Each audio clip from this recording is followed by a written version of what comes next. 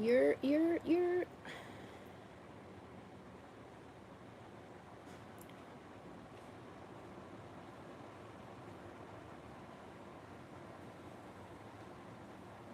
Yo, this retrograde got me, got me, got me.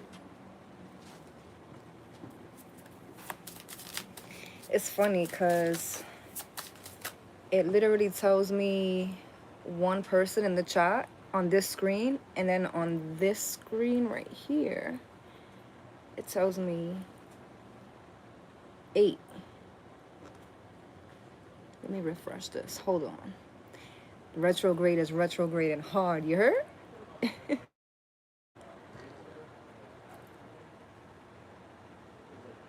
Now it's 14. Okay. Clearly the retrograde is hard at work. So clearly, the retrograde is hard at work as the 5 of Wands jumps out. Got you. Heard you. Heard you, sis. Heard you. Heavy Leo energy. Let's turn this screen off, the double screen. I wanted to tap into the chat, but if I remember, I'll just do it at the end because I don't want to fight. I don't want to fight with technology today. Not today. Not today, darling. I just realized I didn't put Sunday service in the chat because I damn near forgot today was Sunday. Why the fuck I felt like today was Monday all day? Fuck. Damn. I like to do Sunday services earlier in the day. I deadass thought today was Monday. Anyway, listen. Point is this. You're welcome to the ghetto. Good morning, good evening, good afternoon, good night. Right? Whenever you tapping in. Shout out to everybody who catches us on the live stream. Please don't hesitate to hit that like button. I hope everyone's doing well and swell.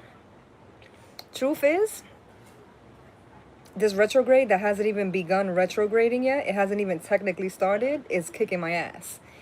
So, sending prayers to everybody. Thank you, thank you, thank you. I don't know why, but the last few days I've been feeling like I'm talking too low. Even when I'm talking to somebody in person, I feel like my voice is too low. Somebody yesterday, this is mad random, but this actually may not be random. This may actually apply to somebody because I said this yesterday, right? I've been saying this shit like for the last 2 weeks, but I said this to somebody yesterday and they was like, they laughed and they was like, that's the universe is slowing you down, it's calming you down. It's like opening the door for like that divine energy, that soft girl, right? That's what's trending, the soft girl era. But somebody said like the universe is basically sitting my ass down, and because even when I try to speak more loud, I just been constantly feeling like I'm just talking more soft, like more low. I think I even said this the other day when we was live. I don't know, that could resonate for somebody. Shout out to all the members. Shout out to all the members. I have mad content that I'm going to be uploading to you guys in a few days. I honestly don't even have a reason as to why the hell I haven't uploaded any of the content. It started out as a mistake. I just honestly forgot to upload one day and then realized like a week later. And now I just still been recording and haven't uploaded. So it's just going to be mad videos. I think I already told you guys that I'm going to number the videos or date them so that you guys can see which ones, you know, which order. Because I know some of you care about that stuff. Even though the readings are all timeless, but in the memberships, when I do the readings, I don't just do readings. I also like update everyone on kind of like what's going on in like my personal life a little bit. Not too much. Not too much, but I'll be updating them and stuff. So I know that a lot of times the members want to know like the order of the videos. So they are going to be ordered. Anyway, we're going to tap in today with the journey of the sacred bee. I felt real divine masculine season-ish today. And so originally, these are the ones I took out, right? The Venetian, which is an OG. We haven't touched this in a minute. I just feel like this really takes us to church. I don't know if that's the energy today. I don't know. But originally, I took out this Venetian and I took out the Zodiac Tarot. So I have them here, and I have the Wild Unknown just because I just don't go nowhere without this fucking deck. The way that it's made, the texture of the cards and everything is just hands down my favorite deck ever. So for the last like 30 minutes when I was prepping, getting ready to come live, I was with the intention that this was the decks that I was going to use. Literally right before I sat my happy ass down, I said, you know what? This is the one that I actually like thought about before I sat, and I just pulled these out. So we're going to start here. If we end up in the other ones, cool. If not, that's fine too. I just kind of wanted to let you guys know before I start like pulling, because y'all know once I get to talking my shit, reading the energies, I kind of just go along with it. And I know that a lot of y'all like to know which decks we're using. Even though these are all OG decks. We've had these decks for already over 2 years, all of them. Somebody got a lot to say. Somebody got a lot to say, and they don't know how to say it, or they don't know if it's the right time to say it, or they don't know if they should say it, or they don't know if... I think someone knows they're about to say some shit, but so there is almost this energy of like, let me like enjoy the peace before the storm. Somebody knows something they're gonna say is either gonna set you off. Maybe this is you. You know that something you're about to say is gonna set something off. Maybe not that. Maybe not set someone off, because that's originally how I was getting this. But then I literally just said set something off. Which, listen, I'm not even going to go back and forth with this, because we are, right, pre-shadow, retrograde energy, all the things. So that's typically the energy we're in anyway, the pause. That's what Mercury retrograde actually supposed to be. So I guess that makes sense. But there is this energy of like someone, like they know. They know what they want to say. They know what they want to do. They know what they're about to do. Someone may also be keeping a secret. I was going to say having a secret. Someone definitely has... I don't even know if this is like something up their sleeve.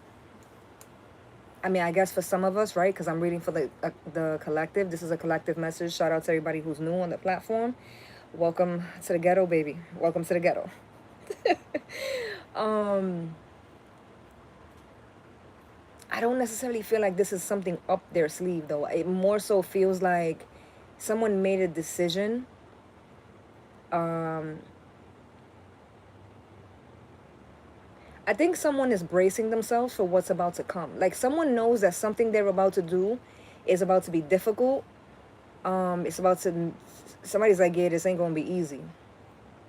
This ain't gonna be easy. Somebody... I don't know if somebody wants you to know this, or if you want somebody to know that your ducks are in a row, or that you are aware, or they're aware of like what they're about to get into. Like someone's like, yeah, I know. Like I read the terms and conditions. I read the beware sign. Like I read that. I read the disclaimer. I know. There's also this energy on the table of like, I'm fully aware that I have no idea what I'm about to step into, but I know it's about to be some shit. So, like, whatever this is, if I'm not even prepared for it, I'm going to get prepared for it, because this is the route I want to take. That's the energy that I'm coming into this with. Lord of mercy. The fact that I thought today was Monday is out of pocket.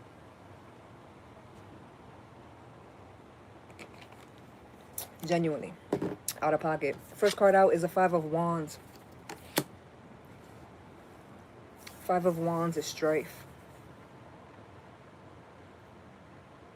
Five of Wands.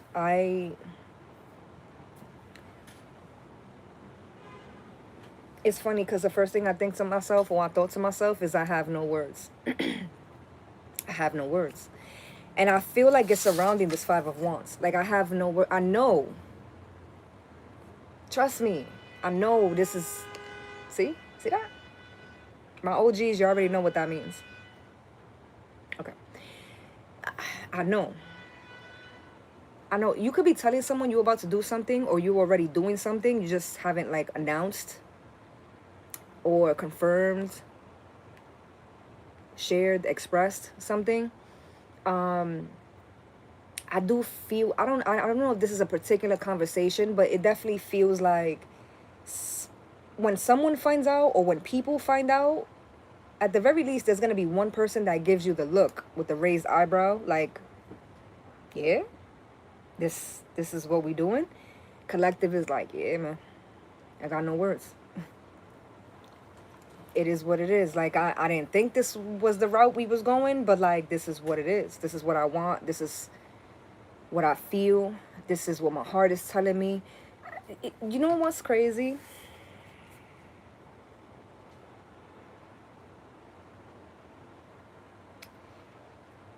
What's crazy is that this OD resonates. Even though I always say, like, this is a collective thing. I know other readers be like, oh, this is a y'all thing, y'all message. I know. That's not the vibe on this one. So not on this reading, not on this platform. That's never the vibe. This is a us thing. So when I tell you that resonates a little bit, it's funny though. I also do want to say, even though it's the Five of Wands in the upright, someone being so, because it's confident. It is fire energy, right, that we're tapping into. So there's a confidence here of like, yo, I know.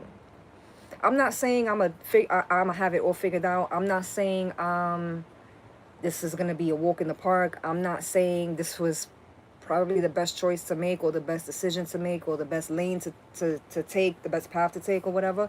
I ain't saying that. Like, I'm fully aware this is about to be some bullshit, most likely. But this is what it is. This is where I am. For some of you, there's this energy, or for some of us, there's this energy of like, I kind of like laid in, like I made my bed, and so I'ma lay in it. I ain't gonna pussyfoot out. I ain't gonna like I ain't gonna take the easy way out. Be sure, though, collective. Be absolutely, positively sure that that's what you're trying to do. Ooh, Five of Swords at the bottom with the feet. Oh shit. And the Four of Cups. Be sure that this is what you want to do, because I don't know, this don't look good. Strife, defeat, and apathy. Be sure that whatever you're into, or about to be into, or about to get into, be sure that it doesn't change you in a way that you're not intending. Be sure that it doesn't take from you the things that you've worked so hard to get over, get past, get through, build, attain. Like, be sure that be sure that this is not going to cost you more than what it's worth. And the Moon, Pisces energy at the bottom of the deck. I don't know if this is Leo energy, Aquarius energy, Cancer energy. First of all,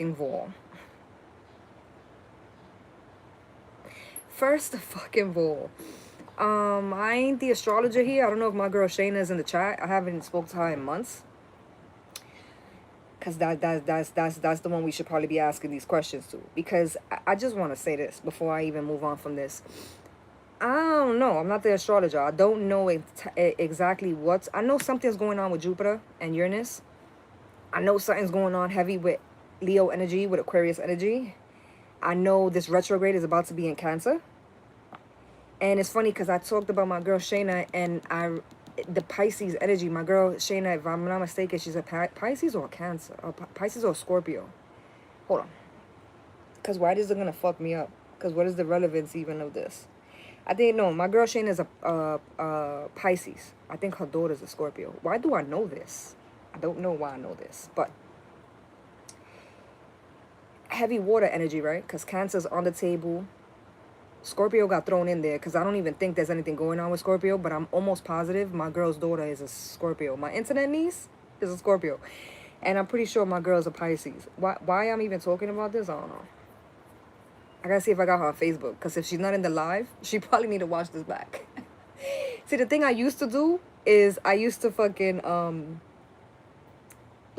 we used to, well, I don't even know if we still have it. We used to be on the Discord, a bunch of the OGs, and I would like announce at least like an hour, 2 hours before the live that we were going live. And because I haven't been on my regular shit on this platform, you guys only had like 30 minutes since I put up the link. So I think maybe that's what this is. Either way, let's bring this back. When I said first of fucking all, that's what we going back to. Because, like I said, something's going on with the planets. I'm not an astrologer. Google this if this resonates or if this is important, what I'm about to say or what I've said already. Leo, Aquarius, and Cancer being on the table is definitely driving me, because I know for a fact that these energies are prominent. Okay, so be sure that something, because someone feels overcome by something, like the el ánimo. In Spanish, we call it el ánimo, like the urge, the feeling, the yearning to do something, to have something, to attain something, to say something. Be sure that that urge, that ánimo, that yearning isn't because of what's going on right now astrologically. Make sure that it's not, make sure that it's something you genuinely feel inside. So like that, when this dissipates, whatever this energy is going on astrologically, because this is playing a part in this, because it's on the fucking table.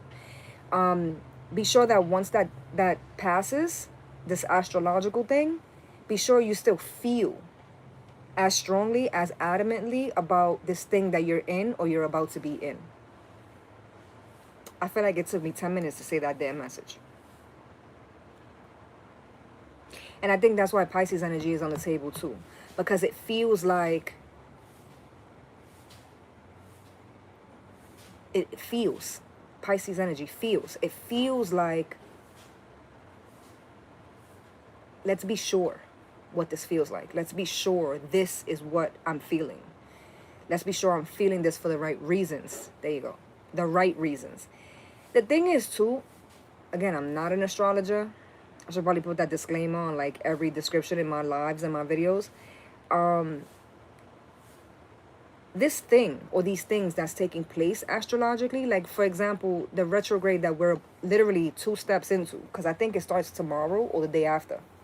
We're in the pre-shadow, but I'm pretty sure like the official date is I think the 30th or the 29th or some shit like that. Like, y'all already know I'm not good with shit like this, but it is in Cancer. It has a lot to do with Cancer energy. Cancer energy talks of not only the mother, but the 4th house. The 4th house represents family, home, structure, you know, all the things, emotion and all that stuff. The fact that it's the 4 of Cups card being represented by the Cancer energy, see that at the bottom? Don't look at my nails. Don't look at my nail. Last week I saw a picture of somebody sent me words, bro. Somebody sent me a picture of myself the other day, last week, and my real nails were mad long. My nails, I used to wear them naturally for like 5 or 6 years. And I saw that picture of myself and I was like, you know what? We about to be on a new journey. So don't come for me. Don't come for me. We in the baby stages. But y'all see this at the bottom, right? The Cancer energy right here. And it's the 4 of Cups card. The fact that this says apathy on the card.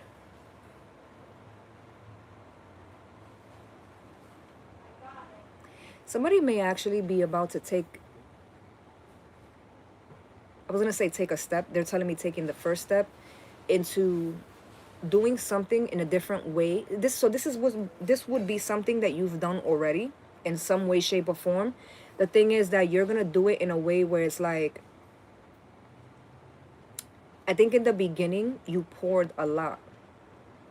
You poured a lot into your family, your home, other people, your friendships, all the things, people you cared about. But I think over the years, over the last few months, over the last few weeks, there's this sense of apathy. There's this sense of, the more I was pouring into this, the more I was being depleted. And even though this is people that I love, this is situations that I, at some point or another in my life, deemed important, maybe even put on a pedestal. Somebody's walking into their divine feminine energy, which is interesting because I told y'all in the beginning of this live that I originally took out 2 different decks And it wasn't until right before I sat down that I was like, Divine Masculine season. These are the cards that I usually pull from. Or these are the decks that I usually pull from when we're in Divine Masculine season. I for a few years there, every time we would go into the, in March, that equinox, I would always pull on those readings from one of these decks. Because these decks give me like spring vibes, summer vibes. Which is interesting because when I look at even just the way the cards are styled, the original cards look more like Divine Feminine, like darker. Not that these cards are dark, but just the aesthetic of it, if that makes sense. But I feel the opposite in the reading. I feel like what's going on internally is someone tapping into their more apathetic side. So I could be talking to a woman, but it doesn't necessarily have to be a woman. It's just feminine energy. Someone may be realizing, or someone has realized, that the softest version of them, remember I was talking about someone telling me yesterday, you don't feel like you're talking loud because spirit or the universe, what he said was the universe. He was like, the universe is sitting your ass down in your own way. And so you're not even going to be in a space where you're even talking loud, talking aggressive. It's a difference between being aggressive and being assertive, right? And so I feel that kind of here with this reading, because it feels like, yes, there's a feminine energy, or there's a person being more tapped into their feminine energy where, yes, they are becoming more apathetic. Yes, they are becoming more, not necessarily independent, because I feel like that may already have been a thing for someone. But I think it's more just, I think someone was under the impression that in order to be soft and be feminine, you had to be all caring and nurturing and love and light. And that's not the case. There you go. 20 fucking minutes later, and that's the message. Someone's realizing that being more selfish is probably the best thing they could do, the most selfless thing they could do.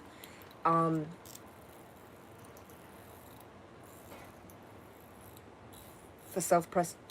self-preservation.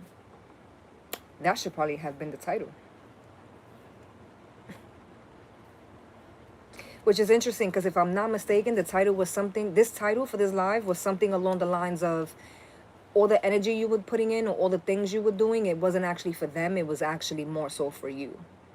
So again, everything you fought through, everything you had to go through to get to where you are, all the energy you put in, someone could also be looking at this like, damn, I just wasted, like if this is romantic, because it don't gotta be, but if this is romantic, there's an energy of someone who's like, I just wasted 5 years. And the universe is like, bruh, why would you still be looking at shit that way? Like, you didn't waste 5 years. You was investing in you. All the energy you put in, all the shit you went through, all the things you learned, because you learned. Even if you don't realize it, you did learn. All of that, it wasn't a waste of time. I don't think I've ever looked at the Four of Cups this way. And it's interesting because the Four of Cups isn't even the first card out. The first card out was the Five of Wands, but they have me more so focused on the last card here, which is the Four of Cups.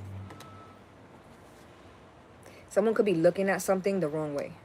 That could be that could be a message too. Looking at something the wrong way. Also, someone's looking for a message. Someone's looking for something to mean one thing, for the plot to have one twist, or for this particular thing to be the plot twist. It's messages. It's not a message. It's lessons, plural. It's not a lesson. It's reasons. It's not a reason. And again, this is not just romantic. This is not just in employment. This is not just in one area of healing or another. This is, we some multifaceted motherfuckers on this platform, right? Okay, so it's everything and anything, all in one.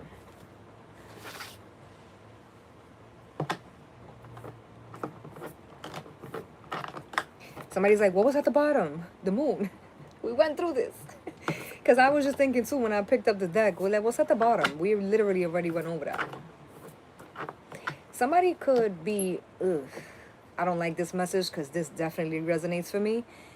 Somebody could be forgetting a lot of things. Um,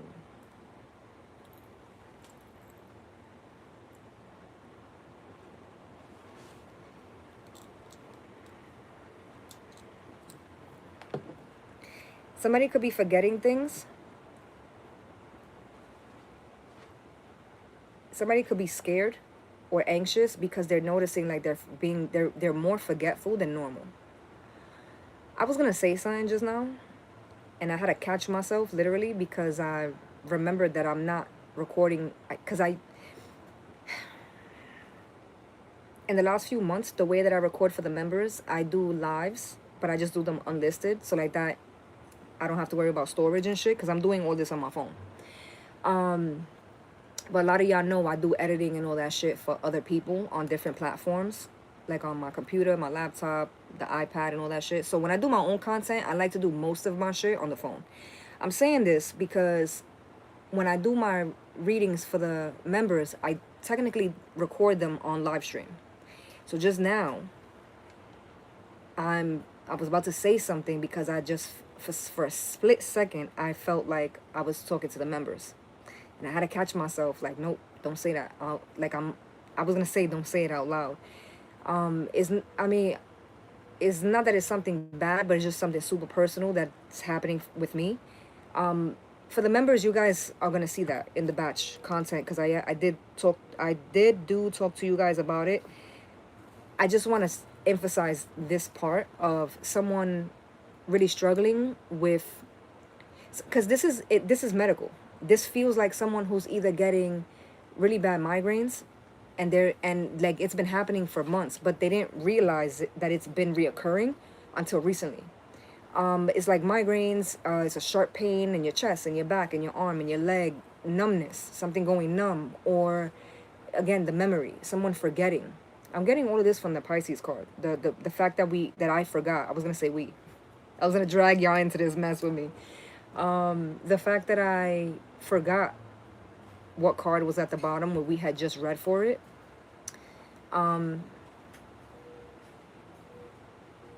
Someone this that resonates for me, but this could also be a collective message to where it's like,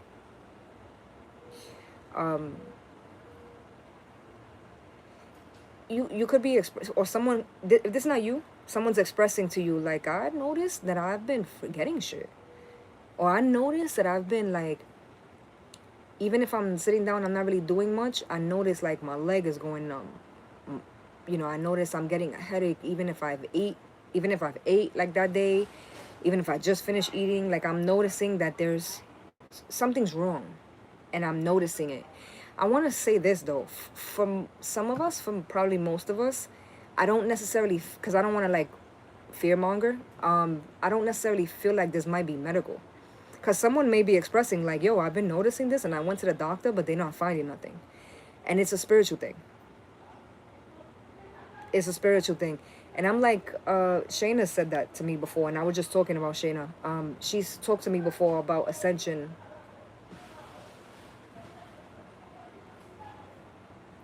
She's talked to me before about ascension symptoms. Someone could be experiencing ascension symptoms. I also want to say this, and I can't remember his fucking name. So I've been doing a lot of research lately, a rabbit hole of, and I'm going to brush on this super lightly because I don't remember his name. It was something Tater, John Tater, Jack Tater, some shit like that. Some of you may be familiar. The guy that,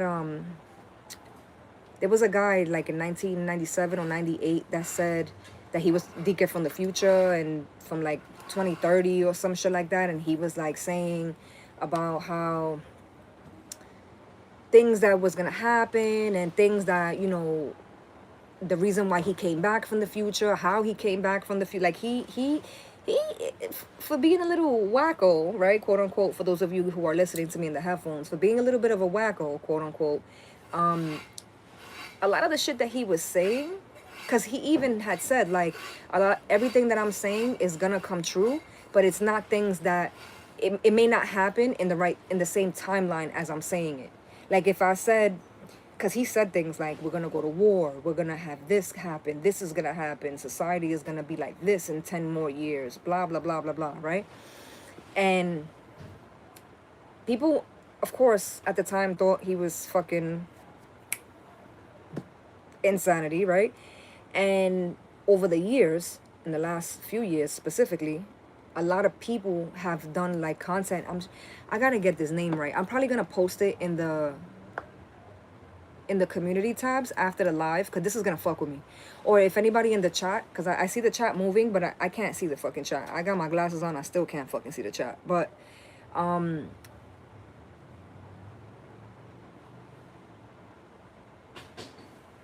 somebody's like, turn the computer, the iPad on, because I had the iPad on the beginning, but it was fucking with me. It was giving me the numbers was fucked up. So I didn't, with this retrograde energy, I don't even want to fuck with the technology, so I ain't even gonna do that. But I heard you though. I heard, because somebody's like, turn the iPad on.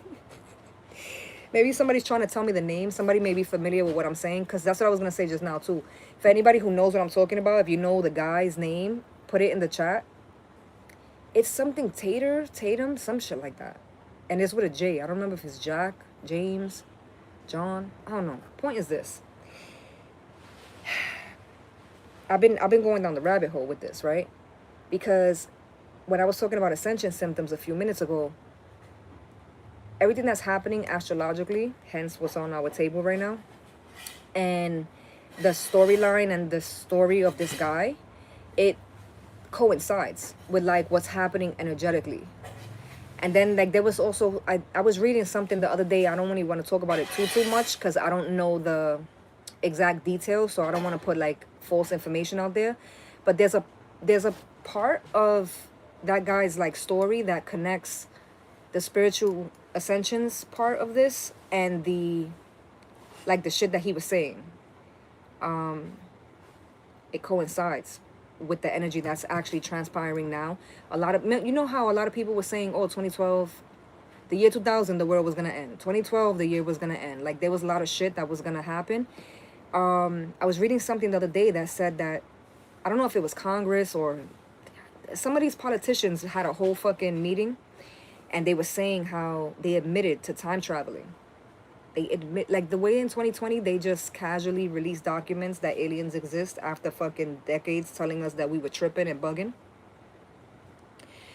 So just recently, in this year, I believe it was this year, between January and now, there was some type of conference, meeting, whatever.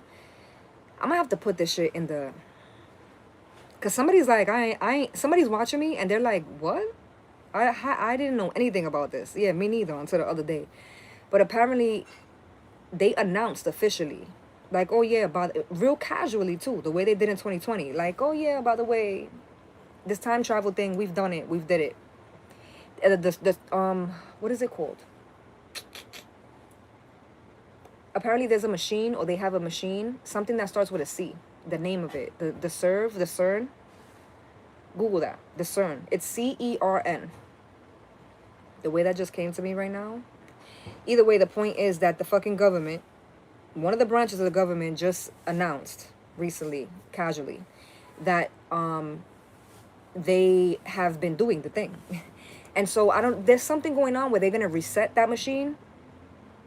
It's crazy, because here we are, 2026, talking about time travel, and we're not talking about The Simpsons. We're talking about like real life shit. Like our government was saying that they did something, they created the machine, or something popped off, and they figured out a loophole of how to make black holes, wormholes, all the things, and they was like manipulating the shit. Also too, the weather. First of all, prayers out to Venezuela, Puerto Rico. There's been a lot of earthquakes going on recently, like in the last like few weeks specifically, mainly. And a lot of people are saying that it has to do with this, because of course people also were saying that they were also fucking with the weather, right? How the fuck we got here? One of the OGs is watching me like, yeah, bitch, we back. Yo, because how did we get here? But then again, it's like, don't we always get to like these places? So here we are. Welcome to the ghetto, baby. Welcome to the ghetto. And I'm not saying this is all the same thing, but this is all the same thing in a sense, right? Because the time travel thing, the machine thing is that CERN stuff. But the weather stuff, they've been saying that too. Even I remember being really young, my dad used to tell me, like, you see when the planes would pass and they would have that line of smoke behind it. My dad, I was like 7, and my dad used to tell me, like, yo, they spraying us. That's the government is doing that to us. In the next 20 or 30 years, a lot of us are going to be sick. We're going to have shit that we don't even, it never even existed. Like, my pops used to tell me shit like this. And then when Google was a thing, right, I realized that what he was talking about it was a thing and it had a name. And I never thought my dad was crazy. I always believed my dad. I wanted to put that out there. But I'm not saying this is all connected. This is all different things, but it's all the same. And so, because the thing with the planes that my pops used to talk about was chemtrails. I learned that that was a name years later, right? The time travel machine thing is the CERN stuff. The weather stuff is something herp, some shit like that. And again, it's like with the aliens, right? The aliens thing was the Area 51, 52. That was the place, the main hub or whatever. That, again, 20, 30 years ago, they were saying, oh, that was bullshit, that was bullshit. Come 2020, they gave us a little pandemic, sprinkled it on us, and then said, oh, by the way, we got to release these files.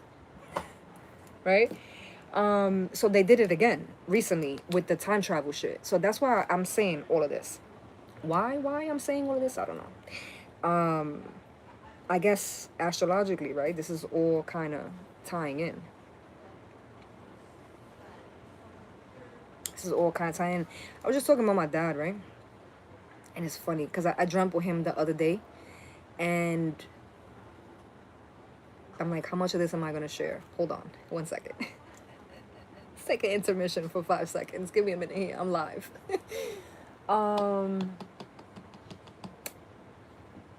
First of all, let me just say this. For everybody who's like ready to get into their content creation bag and just has like the drive for it, I'm the biggest advocate. Do it. Fuck it. Press rewind on your phone and do it, right? But I just want to say, I don't know if cadence is the right word to use, but yes, do it. Yes, turn on the phone and just record. Fuck it. But also, if you know that if you know you're an empath, or if you know that you're really sensitive when it comes to like energy, just know that content creation, you can still do it. Because somebody's making me feel like, yo, I would love to do content, but I'm too private for that. There's a way for everybody to do content, especially those of y'all who's private. Let me tell you something. I just was on social media for the last damn near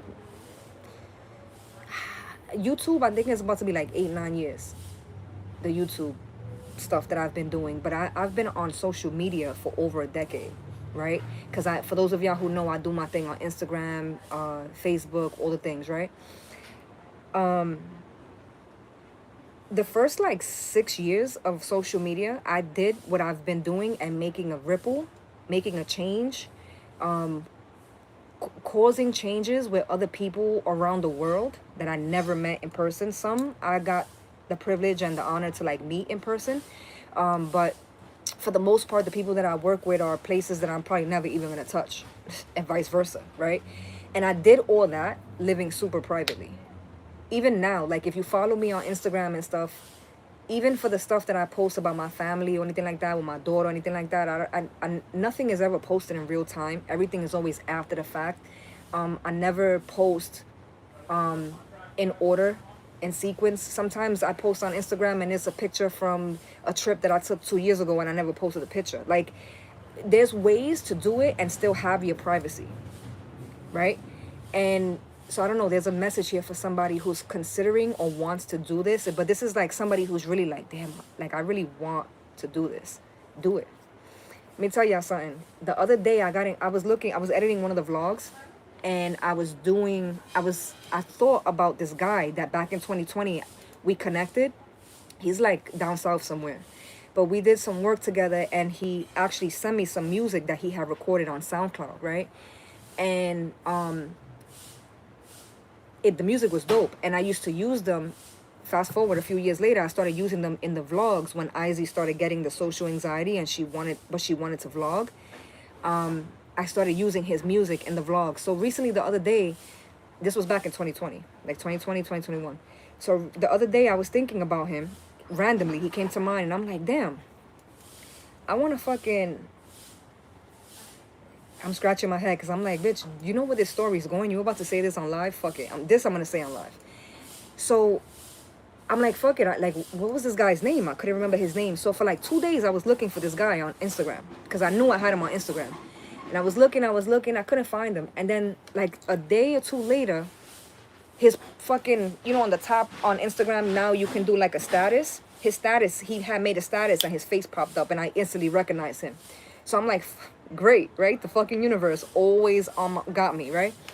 So I get on his page and I'm like, gonna click. My intentions was to click the link on the SoundCloud. Sorry, because I know I'm like jumping all over the place here, but when I get onto his profile, excuse me, on Instagram, before I could even get on his SoundCloud, you know, you could pin stuff on Instagram. The very first pin was a video of him talking. Like, it's just him sitting down talking to the camera. So I'm like, oh, fuck it, let me see, you know, because y'all know, for those of y'all who follow me on Instagram or been with me for a while, I like to do like the promotions and all that stuff. I haven't done it in a while, but I like doing it. It's my thing. So anyway, that was the first thing I thought. He's doing something. He's announcing something. Clicked on the video, right? Tell me why. Remember a few months ago, I was on here telling y'all this channel is going to get changed. This channel is going to be different. This channel, like, we're going to keep it. We're going to still do this, but it's going to be different. I just haven't figured out how to do it. I'm working. I was telling y'all this a few months ago. Tell me why. Tell me why this guy started doing a podcast. And he had this idea. Because I talked to him, I DM'd him because it freaked me out, right? Because that video was him announcing the podcast, right? And it's funny because the way he did that video was like a pilot for the podcast. And matter of fact, I'm going to repost I reposted it the other day, but for anybody who may have missed it, I'm going to repost him again today on Instagram. I never post in real time, but I'm going to repost him again today for anybody who's interested. He's like 10 episodes in. He's super brand new. The fucking content is not, oh, relationships, men versus women, twerking, blah, blah. It's none of that shit. Like, the guy is super dope. And his content is like, it's substance. His podcast episodes, because I've been binging them the last few days, his podcast episodes are like, he's talking to real people. And he's sharing their real life stories. It's not him trying to, in fucking J Balvin's inbox, Cardi B's inbox, trying to get them on a pod. No. He's interviewing real life people that we can all relate to. I'm telling y'all this, right? Because I started this message with, if you're trying to do content, if you want to do content, if you have that idea, if you have an idea, don't think that because there's a million vloggers, there's not room for 1,000,001. I'm telling you, there's room here for everybody. Reason why I'm saying that and why I told y'all that story about this guy is because when I was telling y'all that I was going to change this platform, we were going to do a podcast. The equipment is bought. There's episodes that was already recorded. I already did certain things. My original idea that I even talked to some of the members about was doing a podcast with people that I knew in real life who were willing to tell their stories. Because I know people in real life who have some real life stories to tell. And in the fall, I kind of like, my life kind of went a different way, and I still have everything and I'm still planning to do certain things, and I never announced it. The only time I talked to the members about it, and it was like toward the end, like right before the holidays, I was talking to the members about it, but I had already been plotting this for months, since last summer. Exactly what I wanted to do, this guy is doing. Of course, he's doing it in a different font, in a different way, in a different style, because we're different people. But me, first of all, me seeing him do it, I didn't feel like, damn, I didn't feel like that. Immediately, I felt like, yo, yes, like, exactly, like, this is exactly what I wanted to do. Because obviously, he's going to have different people and do different things. There's a bag here for everybody. I got to say that. And right before I came into this, I was going to talk about my pops. I ain't forget. See, for the shit that I do be forgetting, I don't be forgetting other things. That's why I try not to trip about it. But I was going to talk about my pops real quick. I had a dream with him the other day, right? And my pops, we had a conversation before he passed away. And me and my pops, my pops was a cusp. For those of y'all who are new, a Scorpio, a Libra Scorpio cusp. So like the cusp. You feel me? It's real special cusp. Somebody's like, where's the cusp content? Which is interesting because I've been literally thinking about doing a live soon with the zodiacs, like the way we used to do like the timestamps. We might do that next week sometime. Because somebody's like, where the fuck is the cusp videos? You're talking about cusps now. But I must have ADHD the way I be all over the place. Anyway, my pops was a cusp, and so he was super deep, right? His Scorpio side, he was super deep. He was super like death. Scorpio energy represents a death, transformation, you know, the depths, the deepest depths of everything emotional and all the things, right? And then his Libra side was super intellectual, very smart. He had a gift of gab. He was super like versed. His ability with words was like unmatched. To this day, I still search for the substance that my pops gave me in small conversation. And it's about to be 6 years since he's passed away. And I still search for that shit. Like, I have yet to come across somebody who gives me and dances with me the way that my father did intellectually. And I guess I'll never really find that because he implemented that in me in a way. Like I said, he was talking to me about chemtrails when I was 7, which is crazy, right? You would think. Anyway, I had a dream with him the other day. And maybe I think I had a dream with him because me and my mom were going through some of his stuff the other day, and I hadn't gone through it since I had never gone through it since he passed away. So I think when I dreamt with him was because of that, because I was just going through his stuff and looking through his things. But either way, in the dream, he was telling me certain things that I'm not going to say on live because it was real personal. But he said certain things to me. Some of the things he said, I've told you guys, like my pops used to say, and I guess it resonates now for what I just told y'all about the guy that I'm going to repost on Instagram that has the podcast now. Because my pops used to always tell me, like, when you want to do something, or when you have the urge, the animal, right? We're talking about that today. When you have that you have it on you to do something, when you're convicted, essentially, to do something, especially because conviction usually comes because it's something to do with your purpose, right? And so when you have that and you make excuses, oh, like for some of us, a lot of times you see people do this with school.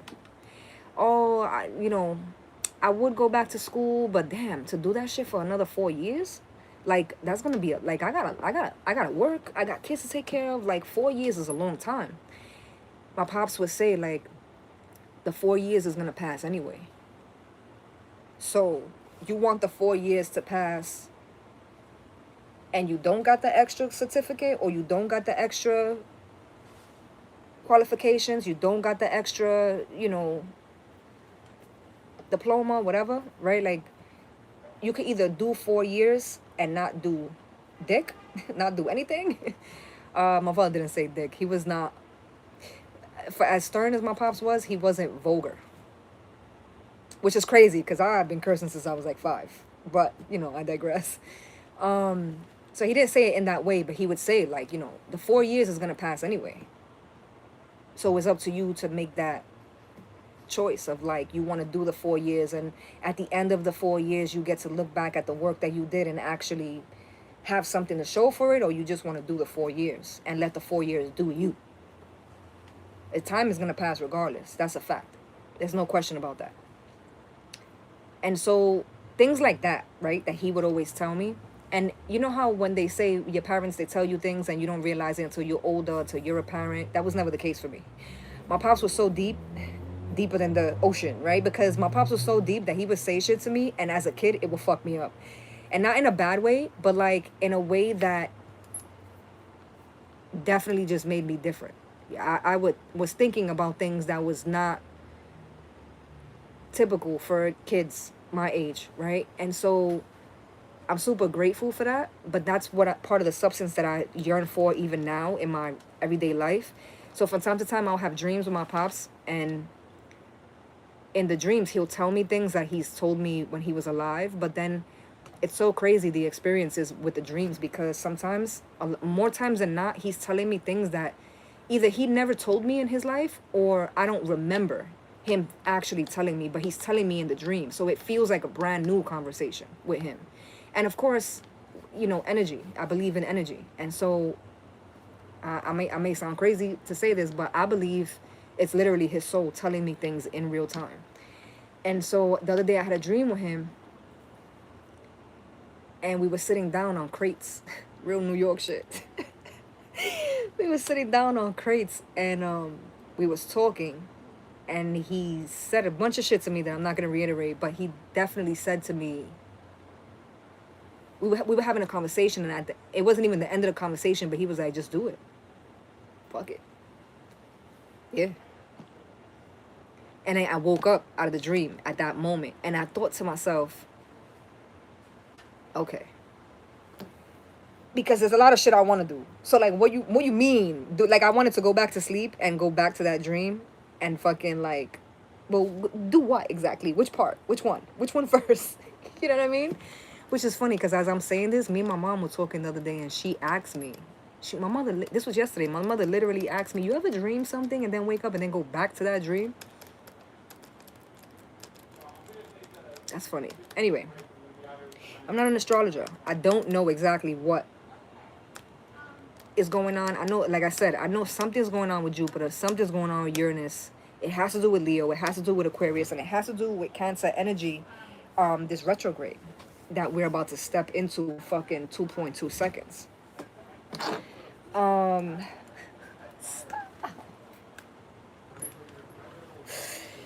Stop. Seven of Pentacles at the bottom of the deck, and the fucking card says patience. Patience. Patience, because shit does not make sense right now. Yo, Five of Wands, strife. Five of Swords, defeat. Four of Cups, apathy. This shit makes no sense. The things that are falling off, the things that are being cut out, the things that are shifting, the things that are changing, the things that have transformed, the things that are being spoken about, the things that are being revisited, the things that are being left behind, all those things. I'm looking at my hair like, where's my curls? Because this shit was curly this morning. I don't know. But anyway, it don't make sense, but it's going to make sense. It's happening for a reason. Also, when I was talking about CERN, and I was talking about the government making this wild ass announcement about how they've been doing fucking time travel and all this crazy shit, the blanket on this chair keeps rubbing on my leg, and it's freaking me out.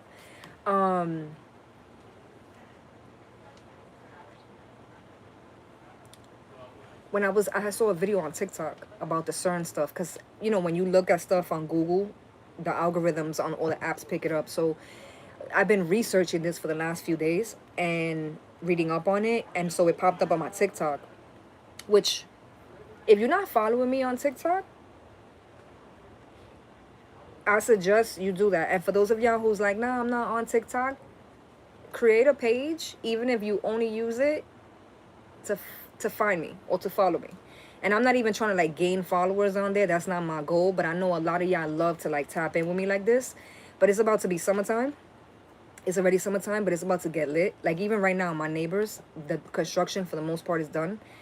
They about to be lit all summer, right? And we in the ghetto, we in New York City. Everybody's on top of each other. So in the summertime, a lot of times I want to go live, or I'm out at places and I want to go live, and I can't because there's music playing. So I think we're going to be doing a lot of these lives on TikTok, because TikTok don't give a fuck about the background.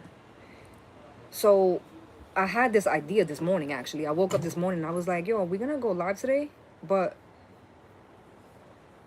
then I was like, damn, if they make a noise in the yard, I can't go live. And immediately while I was like I was working, I was doing something different, and I thought to myself, fuck it, this summer I'm not gonna let that shit stop me. Even when we out, you know, me and Z, and we out doing stuff and there's music and shit, I'll just go live on TikTok, even to read cards. So I'm just letting y'all know. And if y'all don't know, my handle's the same as this, 1981XO on all the platforms. So yeah, we're gonna probably be doing lives on TikTok. I'll announce, like I'll put a post or something up here anytime I'm gonna go live on TikTok, especially if I'm gonna go live on TikTok to do cards, because that's what I'm talking about. For those of y'all who are interested in these readings, we're gonna probably be doing some, not all of them, but we're probably gonna be doing some on TikTok. So if you don't want to miss that, somebody in the chat is, because I hear you watching me right now, and I hear you like, oh, you could always save the live and put it on YouTube. I can, but that defeats the purpose of the music. Still is gonna be a mind fuck. So if I could find a way around that, I'll do it, because that's the whole point. I would be going live on TikTok is because of the music and shit, not my music, but like other people, you know, stuff that's going on in the background.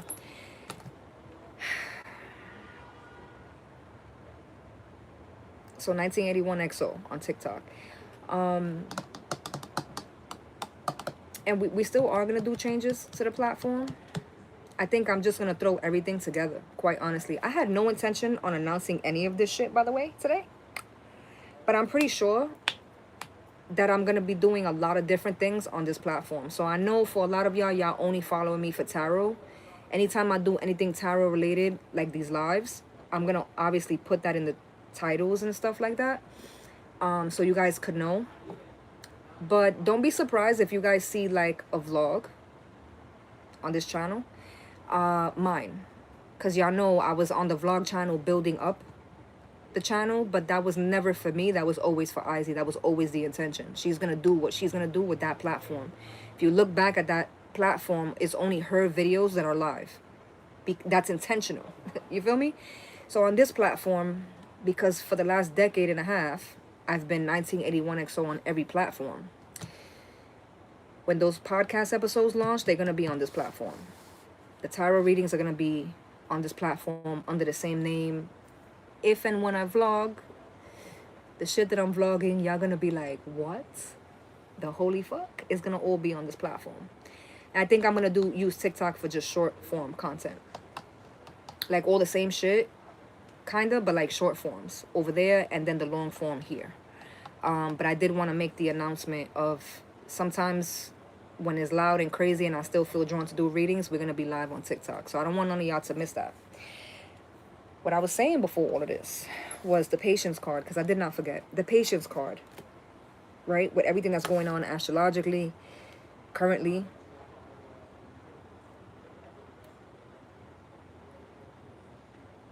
Things are just super weird. I don't know that there's another word that's better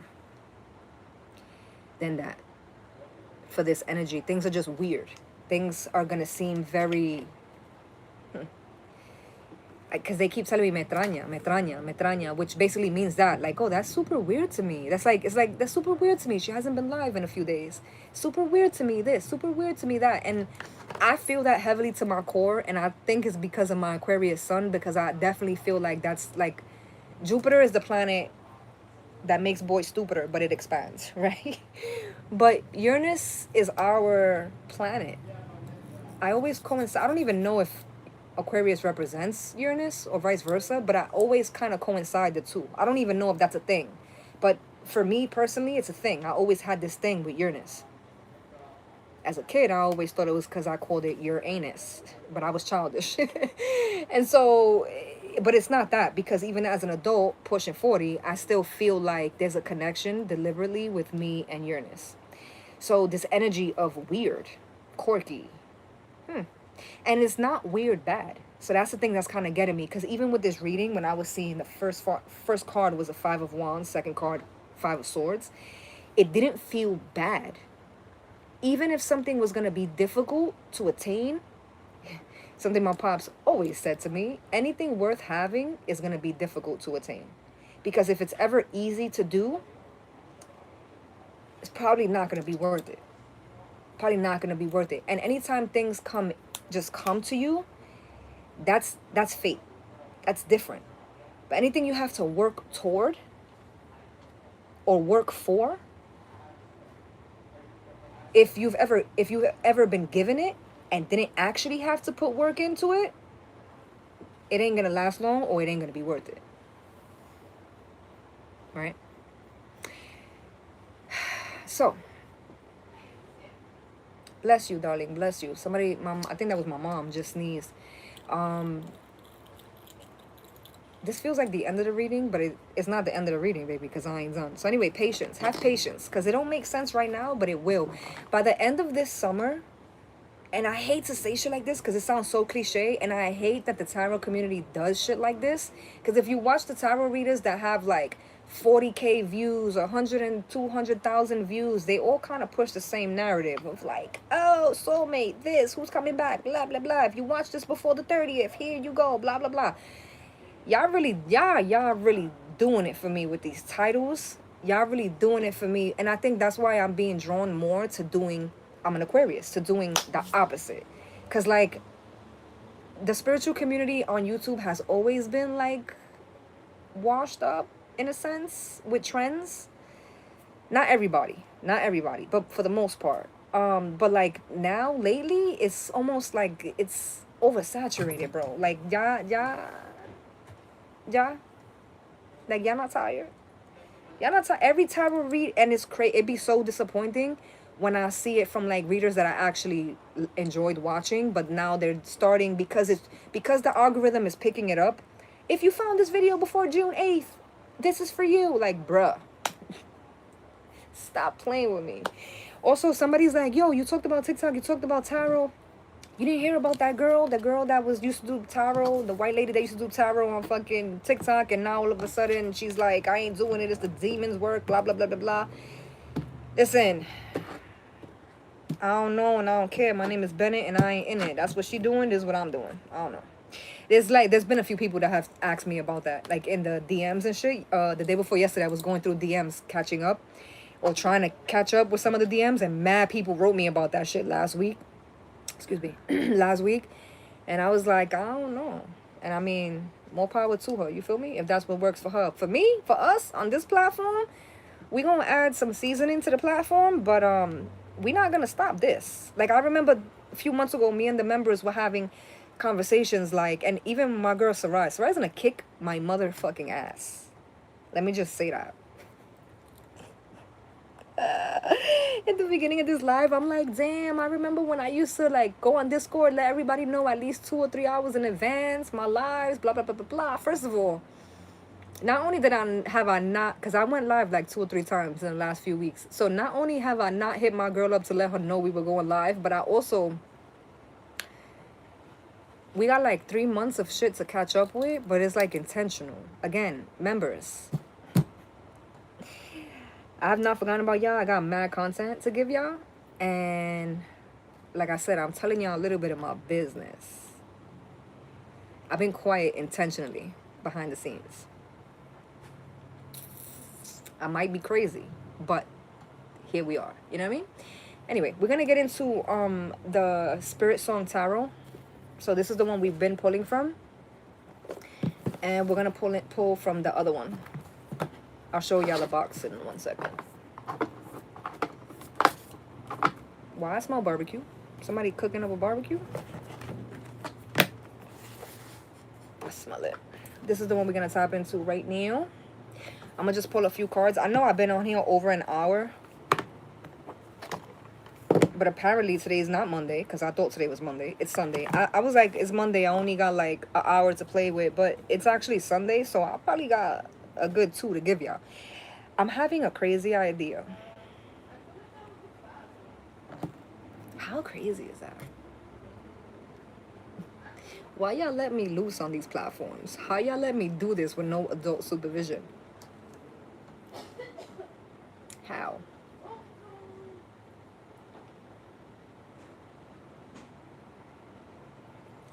Fuck it.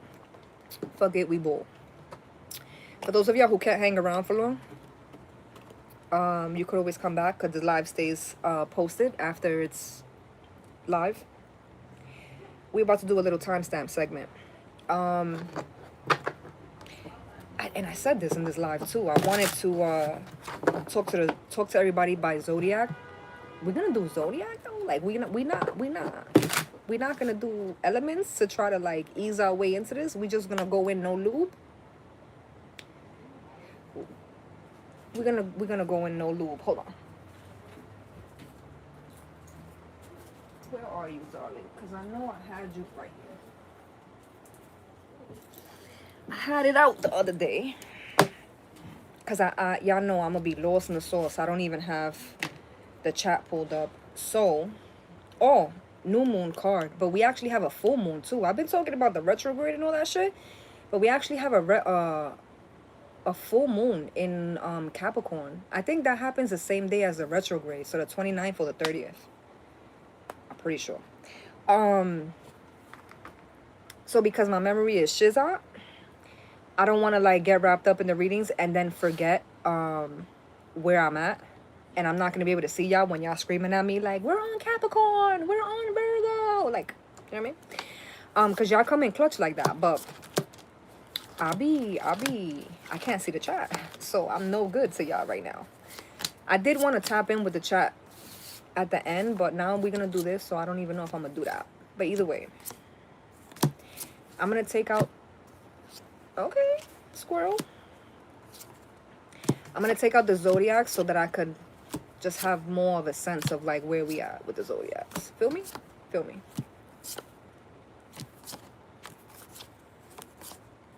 For anybody who's also wondering, these cards are from Five Below, like 5 years ago. When we were on the Patreon, we used to pull every day, come live every morning or afternoon, and we would pull from this deck.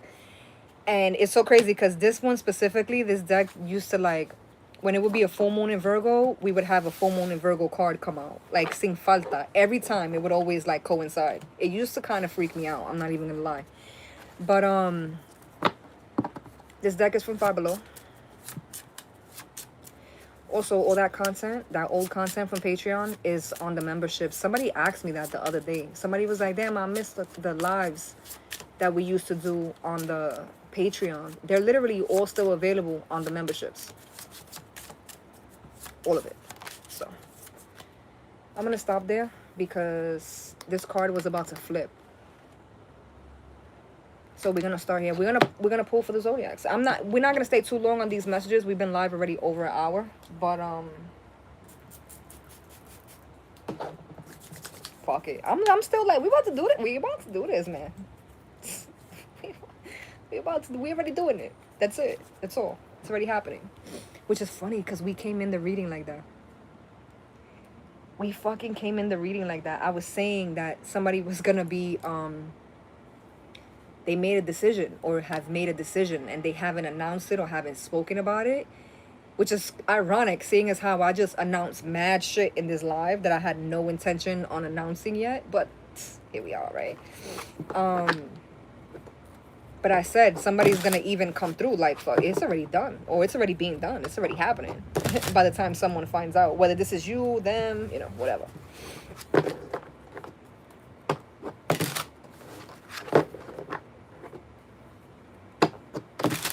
I'm thinking we're going to do a clarifying. I haven't done that in a hot minute. I kind of want to use the other deck, though, for that. So we're going to use 3 decks. This is some real throwback. Today might as well be Thursday. Feel me? Today might as well be Thursday. Victory with 6 of Wands at the bottom. I just want to shuffle the decks up real quick. And we're going to start. I'm going to also come back and timestamp this. Matter of fact, I don't got no pens back here. Hold up. Because...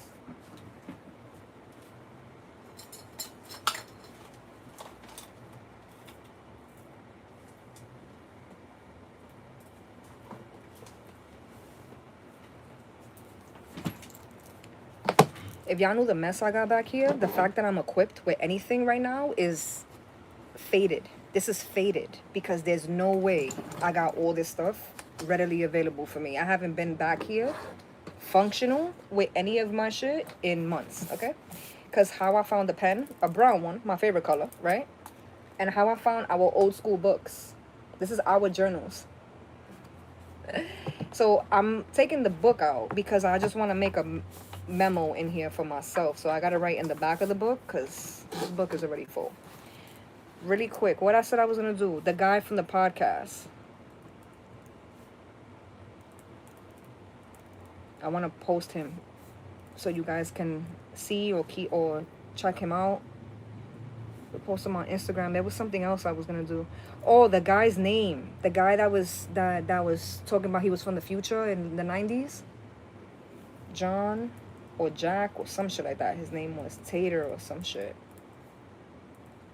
So I'm gonna make a mental note to go check back at my TikTok videos for the CERN stuff, so I could post it here so that y'all could know what I'm talking about. Because I feel like there was some people who knew, but then there was other people that like, I never heard about this. Post it on IG and the YouTube. What's that shit called? The post section. If I don't make this mental note, we're gonna be talking about this in another week or two because I done forgot and shit. You feel me? So, all right. Now that I wrote that, did I shuffle? I did shuffle this. Ooh, we started with Libra. I just was talking about Libra. My dad. It's funny because the card says avoid making serious decisions and instead focus on creating harmony within your relationships. Very much Libra energy. We're going to start out with Libra. I'm going to come back to timestamp. That's what I was going to write. Hold up.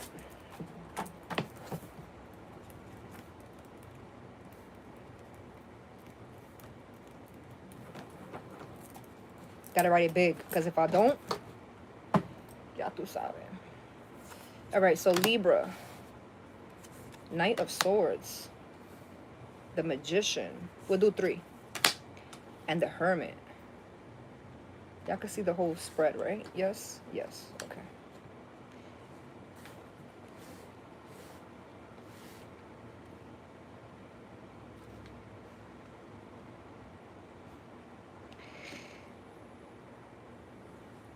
You know the guy on social media that says, let me cook real quick?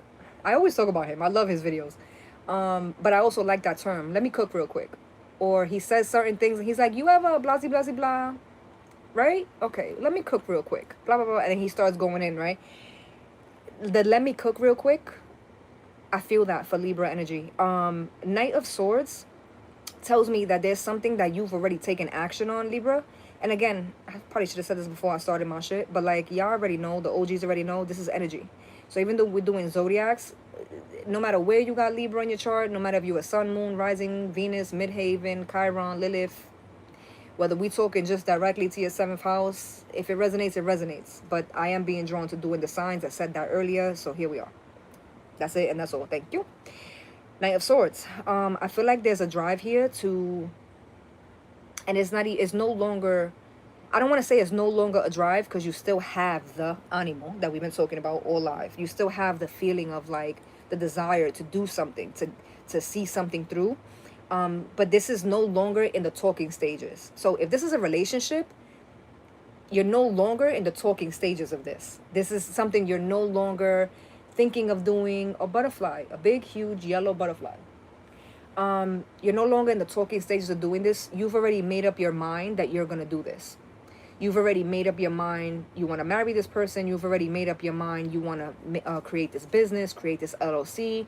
You've already made up your mind you're going to have this conversation. You've already made up your mind you're going to apply for that job. You're going to go back to school. There's something here you've already made up your mind with doing. The Knight of Swords is the Knight of Feathers in this deck, and it speaks of action and focusness. With the Magician on the table is, not only have you already made up your mind that you're doing this, you already started doing the work, or you already know that you can. So if at some point, Libra, you was thinking, well, damn, can I get this off the ground? If you had that doubt, the doubt no longer exists. The thing is that I feel like energetically, there's something going on where you have it. You know, like 3 in the morning, 4 in the morning, when you have that rush of like, I'm gonna get my life together tomorrow, starting 8 o'clock in the morning sharp. Somebody feels that. Like, I feel that energy for Libra, but like I feel it all the time. It's not just at 3 in the morning.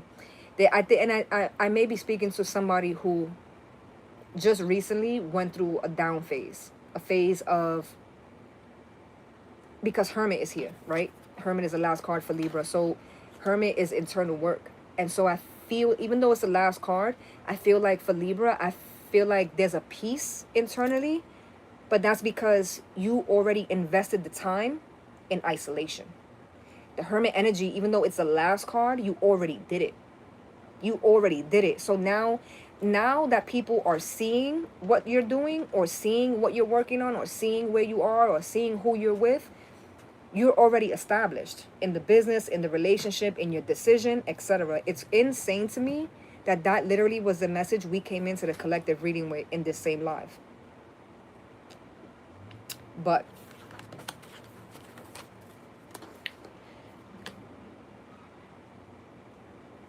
yeah.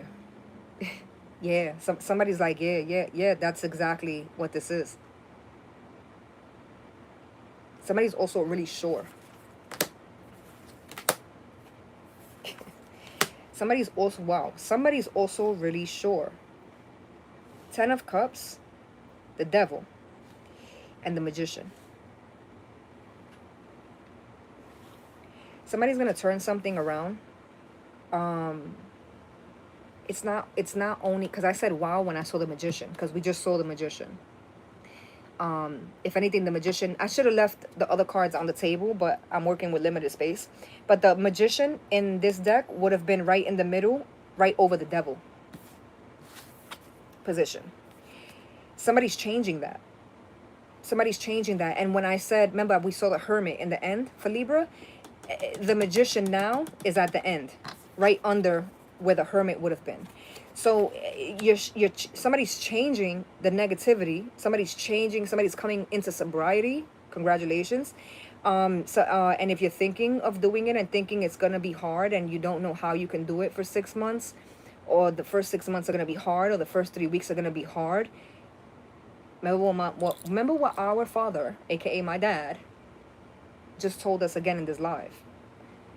Because I just was talking about this. You could go back and forth about, damn, the first few weeks is going to be brutal. Even if this is like not even something as big as like stepping into your sobriety. Even if it's something as like, I'm going to start this gym journey again. There's an energy here of like, oh, the first 2 months are going to kill me. But baby, go through the first 2 months to get to the other side. Or you can don't do nothing for the next 2 months and gain another 30 pounds. It's, you know, whatever, however you want to do. The Knight of Swords, 10 of Cups. Somebody could be sharing this. Also heavy on the Pisces energy again with this 10 of Cups. Somebody's going to be sharing this news with their family, but they're going to share this news with their family after the fact. Somebody has news to share with their family, but they're holding it down in the beginning. This could also be, Libra, because you don't want to have other people's opinions in your ear. You don't want to have other people's doubt in your ear. You don't want to have other people, you don't, mal de ojo is a very real thing. So you may not know really how people are going to feel. So you don't really want to share too early. For some of you, you may just want to stay focused on what you got going on. And so you don't want to bring noise in. And so there's something here of, again, because we saw the Knight of Swords, the Knight of Feathers we saw in this position right above what is the 10 of Cups. And so there's news, sharing news with family, announcing something. I keep coming back to like an announcement. Someone didn't hold it back for malicious reasons. Someone could be sharing this with you. You could come into union with somebody who your family, a father, a friend who's close like family. You could come into union with somebody, Libra, and they're going to tell you, like, I'm not about to start this sober journey. I'm sober now 6 months. I'm sober now 3 months. I'm still doing it, but I already started it. I already came out.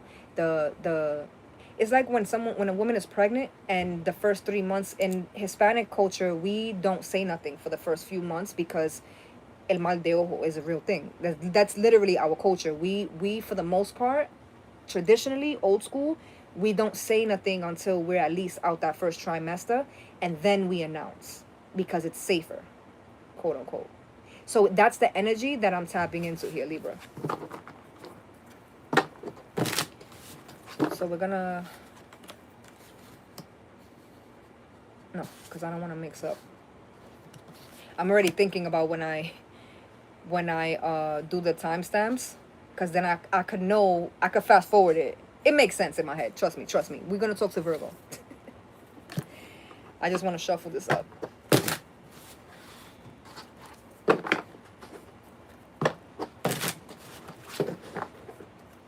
Somebody got a barbecue on and I could smell the charcoal. I love that smell. Like, I would wear that as perfume.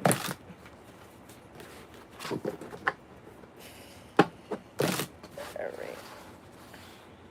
Virgo, right? We said Virgo. Knight of Pentacles.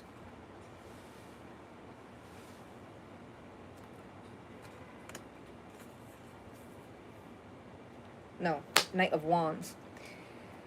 Knight is Knight of Wands. Knight of Wands, Seven of Wands, and the Page of Pentacles. There's a conversation here, Virgo, that's long overdue. Or at least that's going to be the feeling for you, that something is long overdue. Or it's somebody you haven't spoke to in a long time. Even if it's not a specific convo that you were waiting to have, Virgo, but there's an energy of like, you're going to speak to somebody that you haven't spoke to in a long time. Yeah. It feels it just feels that simple for Virgo, which is, it's interesting, but it feels nice. It's not it doesn't have to be complicated. I'm hearing somebody's like, it doesn't have to be complicated. It doesn't have to be all this extra shit. Like, it just is. That's very much Virgo energy, but go with the flow. I ain't really big on that, but that's the energy that I'm tapping into here with Virgo. Somebody's going with the flow. Be careful you don't let that flow take you out into the open ocean where you ain't got no control. Okay?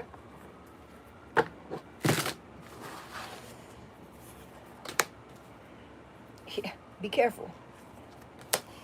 Oh, fuck my life, bro. Be careful. Somebody that did you wrong, Virgo, somebody that did you wrong, the only way they were able to live with themselves, essentially, is because they convinced themselves that you did them wrong. And now they're coming back around, and it may seem like things are copacetic and cool and go with the flow. Somebody's intention is to get you back for something that you did to them. I don't think you did anything to them. I just think that in their mind, how they're, because somebody did you wrong, and then the universe made sure they paid for that. The universe made sure they had to answer for that. The universe made sure things didn't necessarily go their way after the fact. And so they did you wrong, and then bad luck, bad luck, bad luck, bad luck, bad luck for them. Just shit all over the place. And now they're coming back and they're having conversation with you, and because you're not a vindictive person and your energy is not malicious, I think for you it's just, you know, cool, copacetic, like it is what it, because you didn't do anything to them. If anything, they probably did something to you.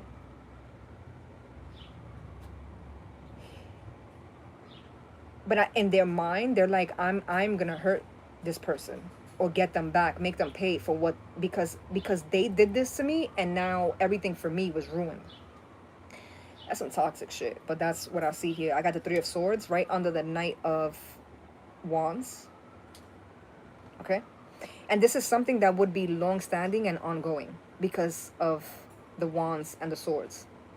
And it's also something that was a mindfuck for a long time with the Three of Swords. The Seven of Wands and the Nine of Swords. So the Seven of Wands speaks of something like someone, like they've made up their mind that this dark space that they're in is your fault. You did that because of something you did or didn't do. That's why they're in this space. And they're also adamant about staying in this space. Like, this person's not even trying to get help or make the situation for themselves any better, which is part of the reason, Virgo, I'm sorry, baby, but the back is open. She's looking at me like, you're not dead ass right now. I love you, Moochie. She gonna go fuck my shit up in the room now. Um, and then the Six of Pentacles with the Page of Pentacles, which is a Seven of Pentacles energy.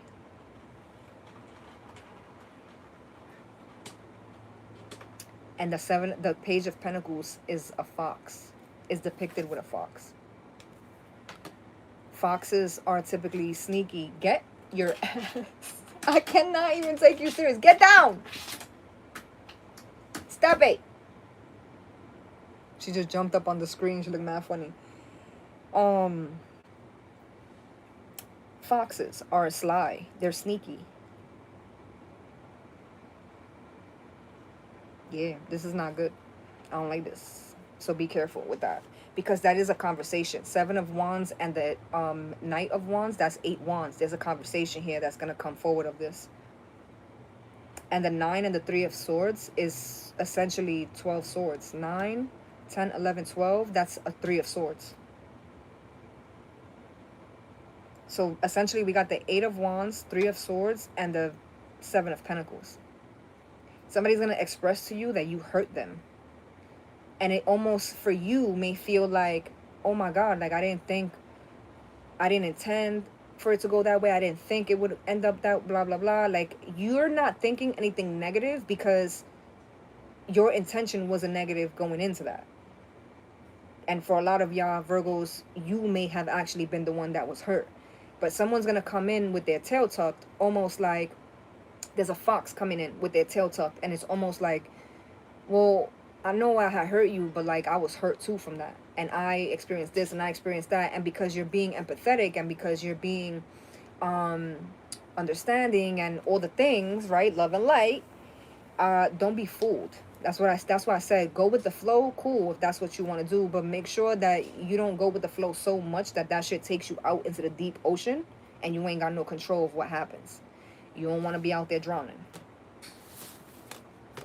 Virgo. Who's next? Who's next? Because how are we really doing zodiac signs right now? I feel like I'm in a twilight. Scorpio.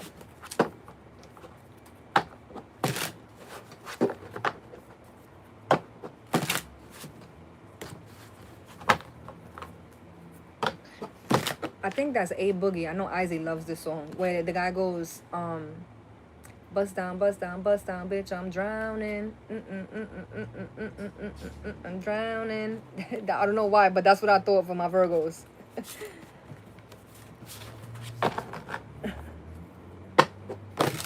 Telling you, I'm pushing 40, baby. Pushing 40. All right, Scorpio.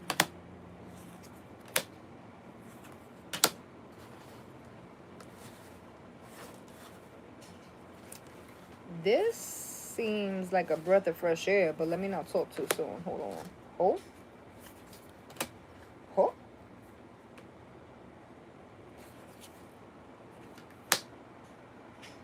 Wow. Okay. First of all, if you were OG on this platform, you know that I always say the Emperor and the Queen of Swords is they're my couple. Like, I mean, yeah, a pair is a Emperor, Empress, King of Swords, Queen of Swords, la la la la la. Again, when we went on Patreon, we did a whole series of the Royals. That's what it was called. It is actually still on the memberships, which I said this mad times in this live, but this resonates for that message as well. Because I did a whole little mini series on this on Patreon where I was saying that I was explaining and we did readings about how I, as an intuitive reader, how I look at, how I interpret their dynamics and why. So for me, my true pair, my divine masculine feminine pair is the Emperor and the Queen of Swords together. Somebody's watching me and you may be fairly new because you're like, what? It's a whole thing. It's a whole thing. I'm not even about to get into it. But for me, that's the pair. And it's here on the table. I haven't seen this come out together. And it's from the same deck. I haven't seen these two come out together in a long time. Scorpio could actually finally have the breath of fresh air that they've been after for a long time. Scorpio energy gets a really bad rep for being depressive and all the things. Because like I said, when I was talking about my dad being a cusp, Scorpio energy is the deepest depths of everything deep. Emotions and all the things, right? And so we have the 10 of cups, which speaks of well-being and blessings. We have the sun, which speaks of vitality and joy. And then we have the Queen of Pentacles, Queen of Crystals, which speaks of prosperity and also comfort. I feel like some of my Scorpios, if you're not there already, you will be in a really comfortable position, a really safe space. That's what the comfort card makes me feel like I'm safe. Somebody could also be financially secure after struggling for a long time. Somebody could have really went through like hard times as far as like losing their job, getting laid off, going through divorce and all that shit. Somebody really went through, Scorpio really went through a really heavy tower the last year, 2 years, 7 years, however long. And I feel like somebody's now finally coming into a safe space. Under the 10 of shows is the Emperor. Somebody bossed up. Somebody not only bossed up, but somebody stepped up to become the head of household. Somebody finally stepped into their power. The Emperor is the dad, quote unquote, of the tarot.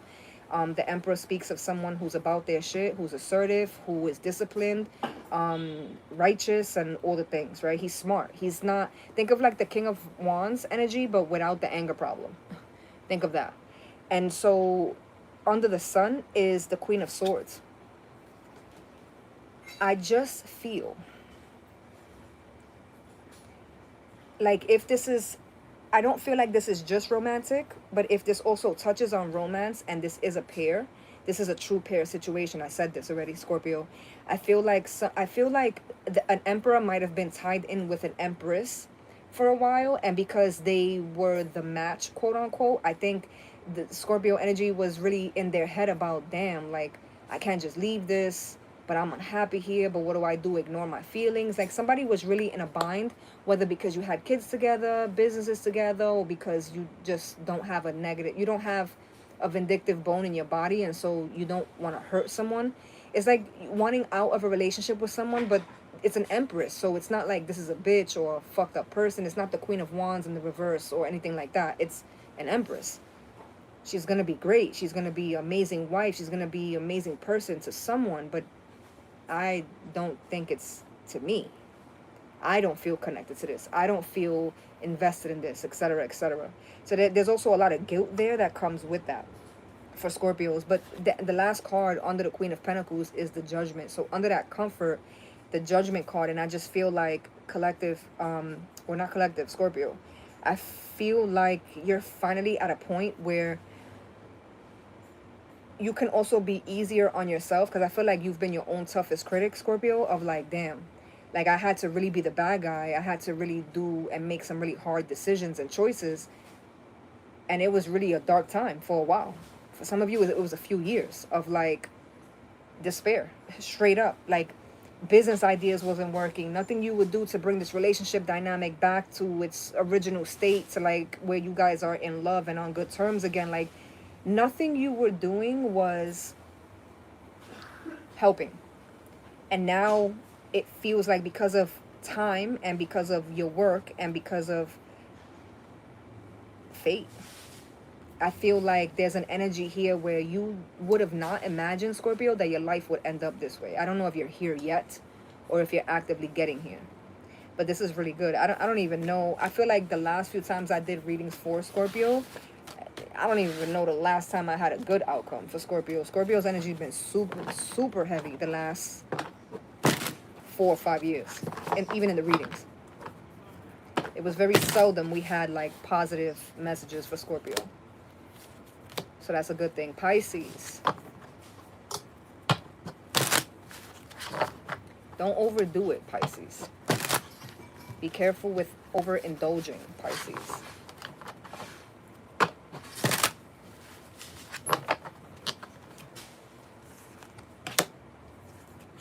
Six of Swords, the Fool, and the Seven of Swords. Don't overdo it, Pisces. And I'm smiling because it's like, silly rabbit. Why are you scared? Why are you worried? Somebody knows what this is logically, but emotionally they can't help but freak out. I don't know if this is news. I don't know if this is a plan. I don't know. Like, I don't know if this is news that comes in, or news you have to give, or a plan that you're working on, or a plan that someone tells you. Either way, it's like, silly rabbit with the Fool. Silly rabbit.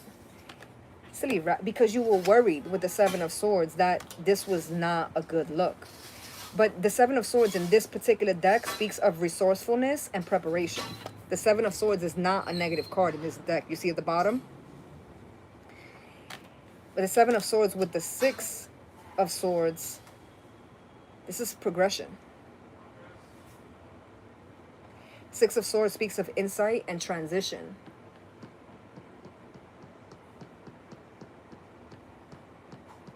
And it's healing. Because if I'm not mistaken, this is a Four of Swords on the table. The 7 and the 6 is what? 13? 13 swords. 1 and 3 is 4. 4 of Swords. 4 of Swords and the Fool. So before we saw the 4 of Swords, what we saw was the 7 of Swords. So that's a little bit scary. So that makes me feel like you were looking at something, but you were just worried. Silly rabbit. That's funny. Wow, 4 of Swords. 4 of Swords under the 6 of Swords. The 9 of Wands, the resistance, the fight right under the Fool. Silly rabbit. Like, you were pushing back on this. You were putting off on this. You were waiting. You were debating. You were trying to, like, stall. You were trying to, like, give me a second. Give me a second. Give me a second, because you was afraid. And then you do something. You say something.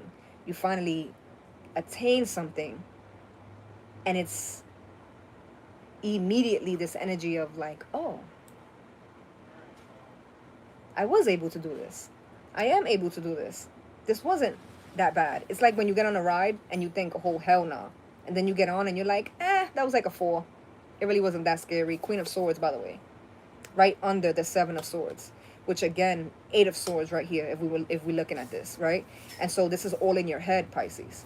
Which, of course, we're talking to Pisces. It's all in your head. You're worrying. You're overdoing it.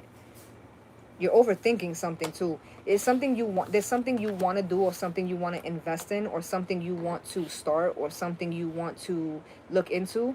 And you're making excuses. You're giving yourself reasons why you shouldn't, you couldn't, you can't, you won't, you're not. And Spirit is literally saying, Pisces, just shut the fuck up and do. Just do. Because you can do. Just do it with the Fool. You can do it. You know what I see? You know that old school pictures, like from the 50s, 60s, from the women's rights, when she has the red bandana with the blue jean shirt, and she's like this, looking to the side, and that's, I don't know the name of that, but I see that for Pisces energy, which is very dope, especially if I'm talking to a woman. Very dope, very dope. We like that. We love that, actually. Actually, we love it.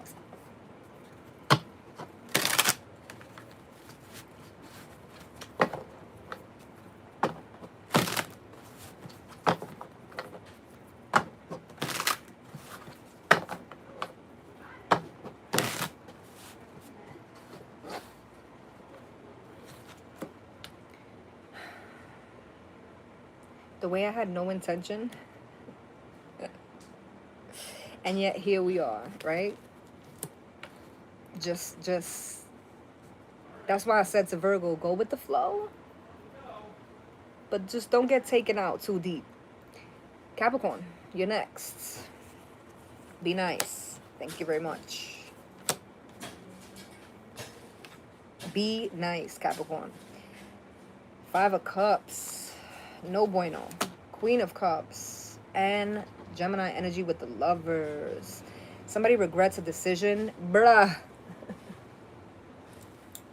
What else is new, bro? Somebody regrets a decision.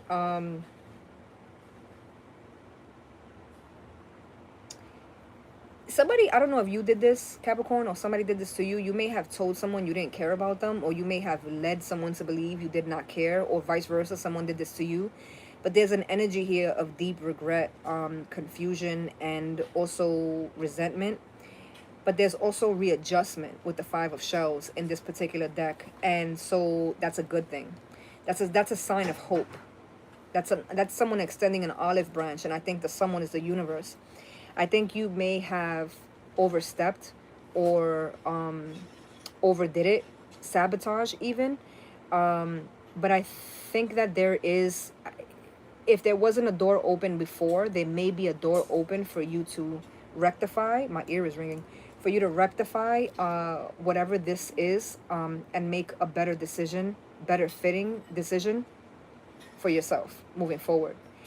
Also trusting yourself to make that decision, because I think someone, Capricorn, is like, nah, I walked away for a reason. You may not have been the one that walked away. I think your ego may be telling you that you walked away, or whoever this is, the ego is telling you you're the one that walked away. I don't think it was you that walked away. And I think because you secretly know that, that's the reason why you're regretful, because it's like, because I didn't walk away, I don't have a space to come back. Even though I know what I did wrong, and I'm working on the things that I've done wrong. So like, I made these mistakes, but if I was the one that walked away, then I always had the ability to come back. That's not necessarily true, but that's how somebody's looking at it. Because with the Lovers here, this is a choice. And it's in the upright.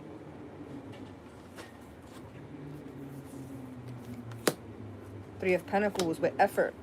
Nine of Wands with persistence. And the Queen of Swords again. I shuffled that. Did I not? I shuffled that. Because Pisces just got this right here. Patience. Persistence with the Nine of Wands and the Queen of Swords. Anyway, Five of Cups with the Three of Pentacles. The only way to rectify this, or to come out of this energy of the Five of Cups, is by actually co-creating. Working together. Coming together. Expressing as well, sharing how you feel, sharing your ideas, sharing your thoughts, your feelings, all the things. I feel like that's uncomfortable for Capricorn, or it was, either way. But it does feel like, well, that's the whole point, coming out of your shell. Or do you want to stay in the Five of Shells? Regret, resentment, pain, all the things. Excuse me.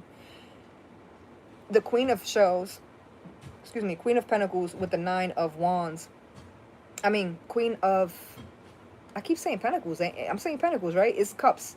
Five of Shells is Cups. Queen of Shells is Cups. So together we got 6 cups. But Five of Cups, Queen of Cups. Queen of Cups with the Nine of Wands. Capricorn, somebody, you have so much to say that you're like talking over yourself, stuttering over yourself.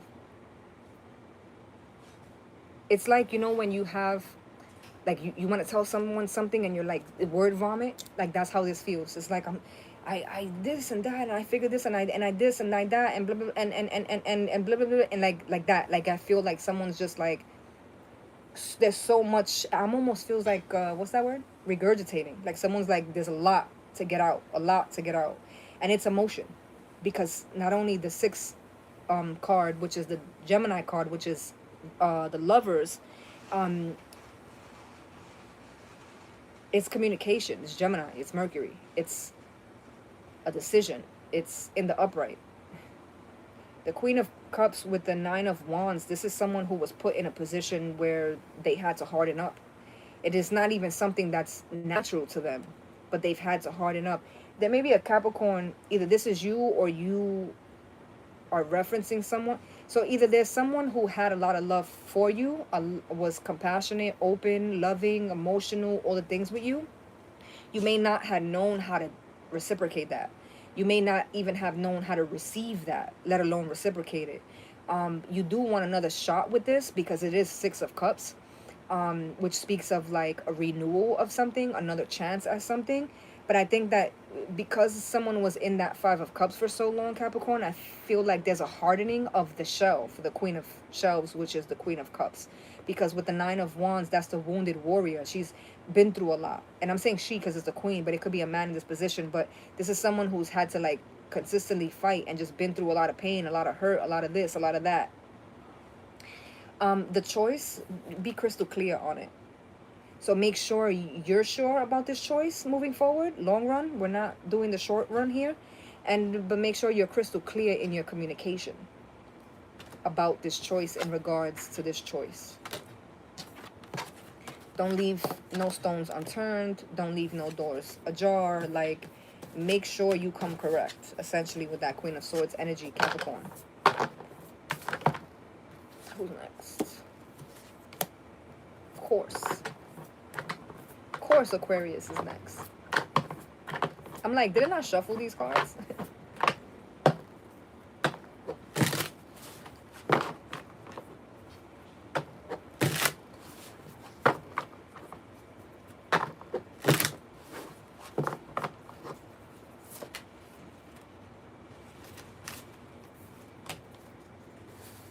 I don't know why I was just about to start shuffling the cards, because I have not been shuffling the cards. Let's not act brand new, Aquarius. Six of Swords, first card out. Two of Swords, which is the Eight of Swords together. Who else was in their head? Pisces, I think. Pisces was in their head. Was Pisces also the one that got the Emperor? Or I'm tweaking?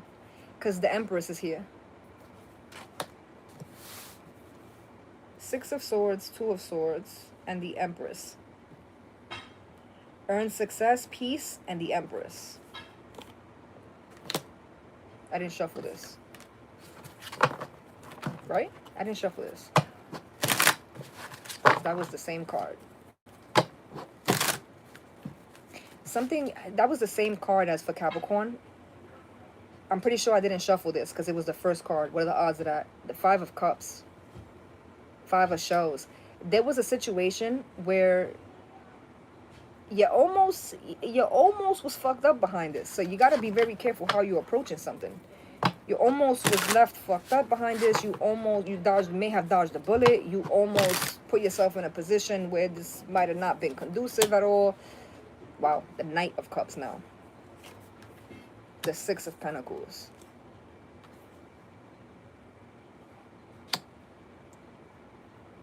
I believe this is Judgment. Hold on.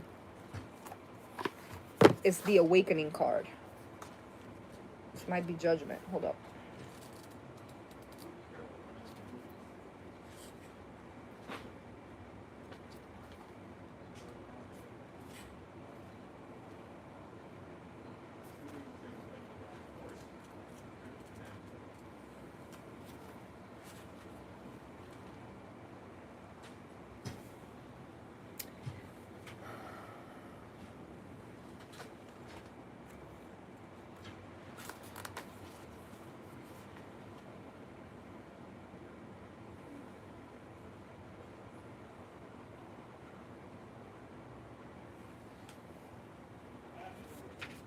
Renewal, enlightenment, revelation, awakening, spiritual awakening, healing, and new purpose.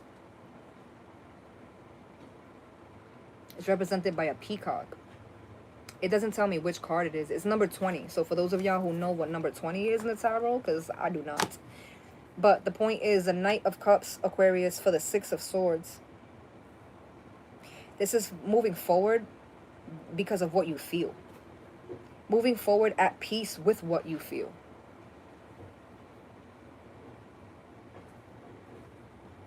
This may not be popular opinion, because I feel like this kind of ties into what we talked about earlier with the collective reading.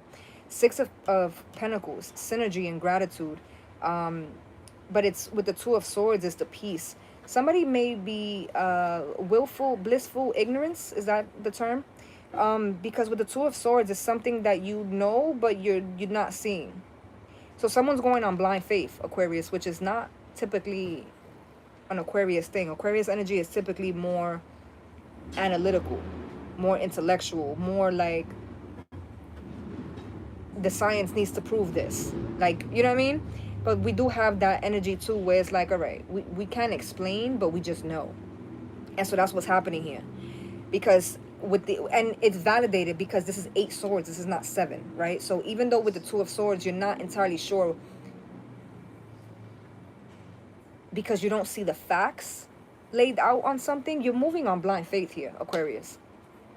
whether this is romantic, a business, a decision, whatever this is, there's an energy here of like, I'm not entirely sure that this is going to work, but something here and in my gut is telling me this is what I need to be doing. Yeah. If this is romantic, because if this is romantic, this is giving someone the benefit of the doubt who does not deserve it, or who on paper does not deserve it. The thing is that this is because Aquarius is coming from this place, the Empress. I hate to have to leave it there because there's no, I know my Aquariuses are like, there is no way, bitch. There's no way you're not pulling no more cards. I don't think it's meant for you to, because even in the beginning of this, I don't know for a fact. I don't have the paperwork on this. I don't have the facts on this. I don't have the results on this. But I feel and I know. And I think that's the test that Aquarius is going through. The universe, I think, has you on a quest, Aquarius, of like utilizing your intuition, believing and trusting in your intuition, which is interesting. Because this is not, Aquariuses typically are like, no. It's like, you know, when somebody's like, oh, I gotta tell you something, but I'll tell you later. Aquarius don't like that shit. Tell me now, not later. I ain't gonna want to know later. But Spirit is like, Aquarius, you're gonna want to know later. So just thug it out. Can you pass me the water that's in the freezer? That might not even fucking be water anymore. Who's next? I keep flipping that. Aries.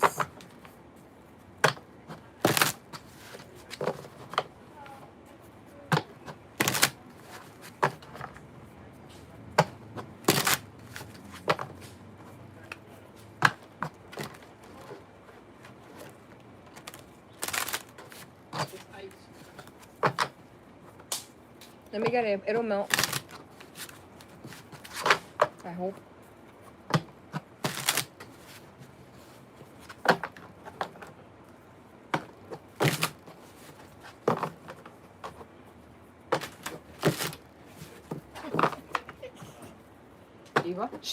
She was on the thing, like going like that. On the screen before. She opened the door a little bit. She was being a psychopath. Oh no, look where she's at. That's not open, right?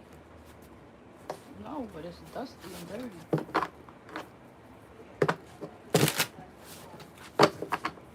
Alright. It does stink. It's giving me a stomach ache. Aries, my bad. Ugh.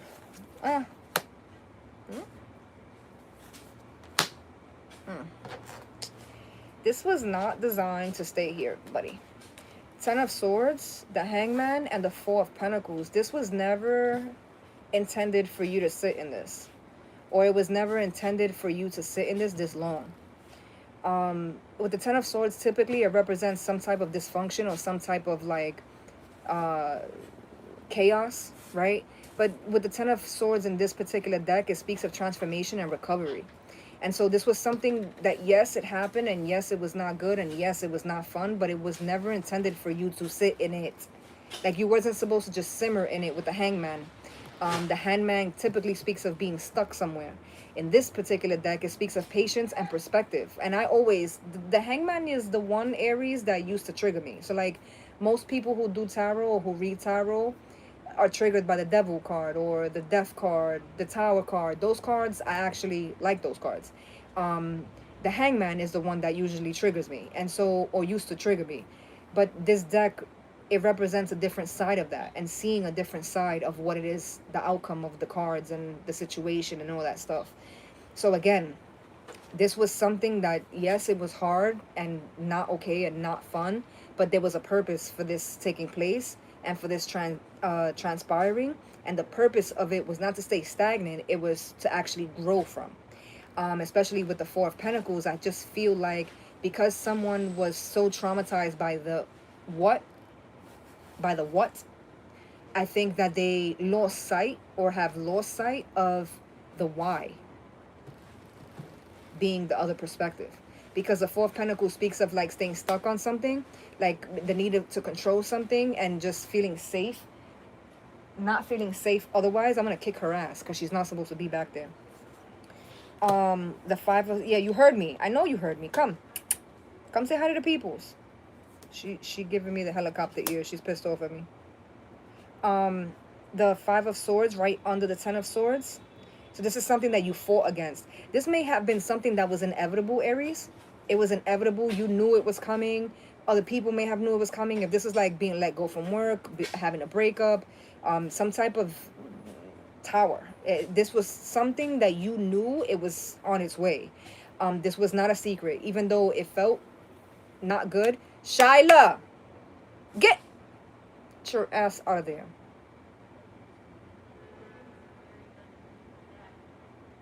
Don't look at me like that way either, because you know you're not supposed to be in that corner. It's open.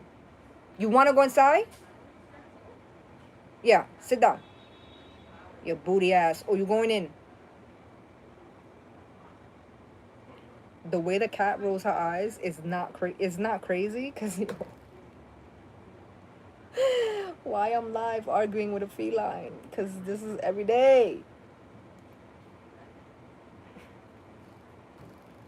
The Hangman and the Three of Wands. Perspective. And the Three of Wands speaks of virtue.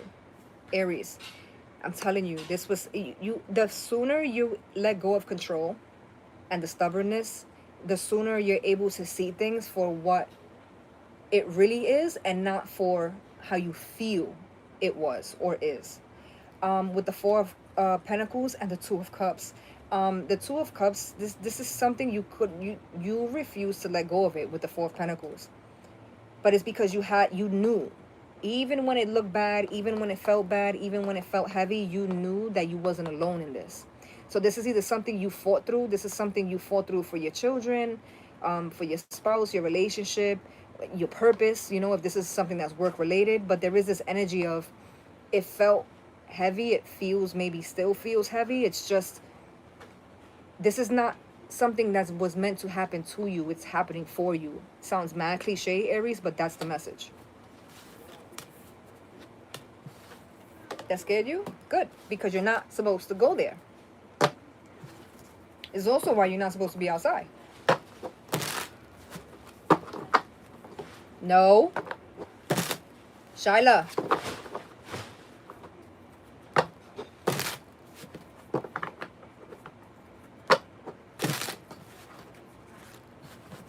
Who's next? Taurus.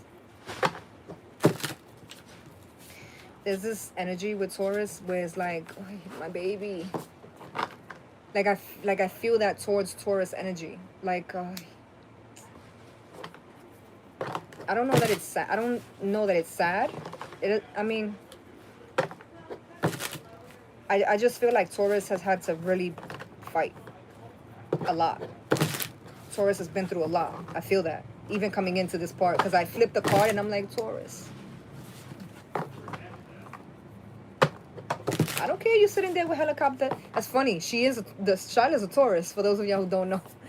That's funny that card flipped. The helicopter ears they not persuading me, scaring me, affecting me, none of that. So get it together, Bookie Butt. Get it together. Taurus, King of Wands, Temperance. That's mad fire energy. That's mad Sagittarius energy. Eso es rabia. Rabia. Two of Cups. Someone could have had like an emotional, like a whirlwind with someone. Like a really intense, really passionate, really, we're all in even if we just met type shit. Yeah, the Lovers. The Death card, I knew it. I fucking knew it. I fucking knew it. Oh, man. I don't know if this is like being breadcrumbed or this is just being breadcrumbed, Taurus. Under the King of Wands, which the King of Wands is the one. He's super passionate, but he's super impulsive and a hothead. Like, the love is really intense. It's, you know, when they say when it's good is good, but when it's bad is hell. That's the King of Wands, and is right under the over the Lovers card. So there was a decision here. You made a decision to be with someone, or to be in the energy of someone, or to be the energy of this. But I feel like for Taurus, this is someone you may have dealt with or may be dealing with. Sagittarius energy with the Temperance, more fire energy. Temperance speaks of trying to slow things down, trying to get things in some type of moderation. I feel, because it's this fucking fire horse and the zebra, but at this point you're hauling ass, and at this point you're trying to slow down. You ever seen an animal run really fast and then they realize there's a wall or the edge is there, there's nothing else, and so you try to slow down and you're like still going fast, but you're like sliding, trying to stop? That's what I feel this is. But by the time you stop, you're already fully invested. You're already fully invested. But I think that, unfortunately, this situation wasn't meant to be a long-term thing. I think that this dynamic was meant to be a lesson. And I think that's why in the beginning of this reading, when I was saying, oh, Taurus, because as soon as I flipped the card, I said, oh my God, Taurus, which I should have been on your ass, because Charlotte was out here acting like a fucking menace 5 minutes before the card flipped. But even still, I saw the card, Taurus, and I thought, oh man, I thought that before I pulled the cards. You may not be expressing this or sharing this. If this is romantic, this is a breakup that you did not announce. And I think that you're not announcing it because you're embarrassed, which is unfortunate. Because we all go through shit. This is life. You know what I'm saying? You're not the first person to invest in the wrong person. You're not the first person to think someone was genuine when they weren't. You're not the first person to believe someone and they were lying to you. Like, you're not the first person. And I also, someone may have actually said that to you. Like, you're not the first person to make this mistake. You're not the first person to make these decisions. But I feel a lot of shame surrounding Taurus energy, and I feel a lot of, what the fuck did I do? Why the fuck did I do this? Why the fuck did I choose this? Which is interesting because I don't have anything reversed on the table for Taurus. But the Death card alone tells me that this is destined for you to shift something about you. Which, is this the live? This is the live that I literally titled it. This was more for you than for them. Everything you put into this was for you. It was never for them. That resonates here heavily for the Taurus message. I don't like that. You're scared to death now, ain't you? Because they're making noise and you don't know what it is, right? ¿Quién carajo te manda? Yo. Because now she's looking at me with big Puss in Boots eyes like, oh my God. We're about to die out here, Grams.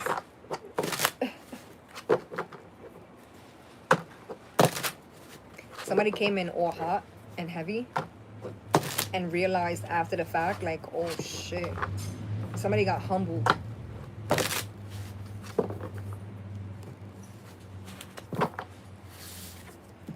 Who's next? Sagittarius. Scared the shit out of you, huh? She's over here jumping left and right. Pendeja. Sagittarius. 8 of Wands. Give me all that energy. 5 of Swords. All that energy. Wow. And the 6 of Wands. 8 of Wands, 5 of Swords, and the 6 of Wands. Shout out to Sagittarius, yo. Because I feel like Sagittarius energy surrounding this particular dynamic, relationship, situation, whatever this is pertaining to, it had all the ingredients of this is not going to be fun. In the beginning of the live, we started... This is why I do collective readings and have steered away from the zodiac, because everything in these zodiac readings came in the very beginning of our live in the collective part. I came in with this particular message of something being presented to you as gonna, this is, you sure you want this? This is gonna be hard. This is gonna be difficult. this is not going to be easy. This is the hardest path. You sure you want to play on level 3? You don't want to start off on level 1? You don't want to start off as a beginner? You just going in, ripping the band-aid, fuck it? Okay. 8 of Wands, this conversation, this was not going to be easy to say, to express, to admit, to confess. This was not going to be easy to work through. 5 of Swords, a lot of conflict, having to stand your ground, a lot of standing your ground. And even if you are talking to someone, dealing with someone who's not ready, there's a big chance here that you could lose that person. This was a chance you were coming into this with, and at the end you walk out of this triumphantly. It literally says triumph on the 6 of Wands card. Fire energy. This is Sagittarius. Like, I came, I saw, I conquered. Ooh. Yo, I came, I saw, I conquered. The Emperor under the 8 of Wands. Knowing, coming in crystal clear, knowing what it is you're going to say, how you're going to say it, why you're saying it, articulating yourself. Shyla Marie, move from there. Now. You want to go inside? Go inside right now if I slap you. Well, you saw how she moved back though? Listen, we come to the conclusion, because she's Shaniqua, Bonquisho, all the things. We love her, right? She's Gina half the time too. But Marie, her middle name gotta be Marie, because all girls with middle name Marie is bad as fuck. She knows I'm not playing with her when I call her Marie. The way she just ran inside, my mom started cracking up because she already knows. My mother heard me say Marie, she knew it was time for her to go in. She opened the door. I'll be arguing with the cat, but she knows. That's the thing, she knows. Yo. Being clear, concise, being direct, being assertive, not letting any soft spots that you may have for this person or these people or this situation dictate how this goes. Being extremely assertive. You could be even asking for a raise at work. Like, it could be something as simple as that. The 5 of Swords with the Justice card. Yes, you had to stand your ground. Yes, the shit got ugly. Yes, the shit was difficult. Yes, the shit was heavy. But you know what? At the end of the day, you got what you deserved. You got what was rightfully owed to you. You got what justice looks like for you. You got your point across. I think, like I said in the beginning of this video with the 4 of Cups, I said this in the beginning of the video, a lot of us are being sat down, learning that being more feminine and soft is going to require for you to be more selfish and assertive. Apathy with the 4 of Cups. And that's under the 6 of Wands. This is also, Sagittarius, the energy of you having to give someone tough love. And I don't think that that was your first choice. I think you came into, whatever this is, business, romance, whatever, friendship, I think your first approach was to be loving, soft, even if this is like something with your children. You came into something being soft, being understanding, being like what you thought was soft, you know, being nurturing, and they stepped all over you. They took advantage. You gave them an inch, they took the mile. And I think that you had to learn, like, oh, I gotta be stern with you. I gotta reel you back in. I gotta bring you back to reality. I gotta remind you that you're not bigger than this program. Got you. Because in a big way, Sagittarius, you being that way is the way that you get to self-preserve, to your self-love. Like, you're not overextending yourself now. You're not overexerting yourself. You're not allowing people to step all over your boundaries by you being this way. So it may come off as cold to someone else, but it's necessary for you to be warm to yourself, if that makes sense.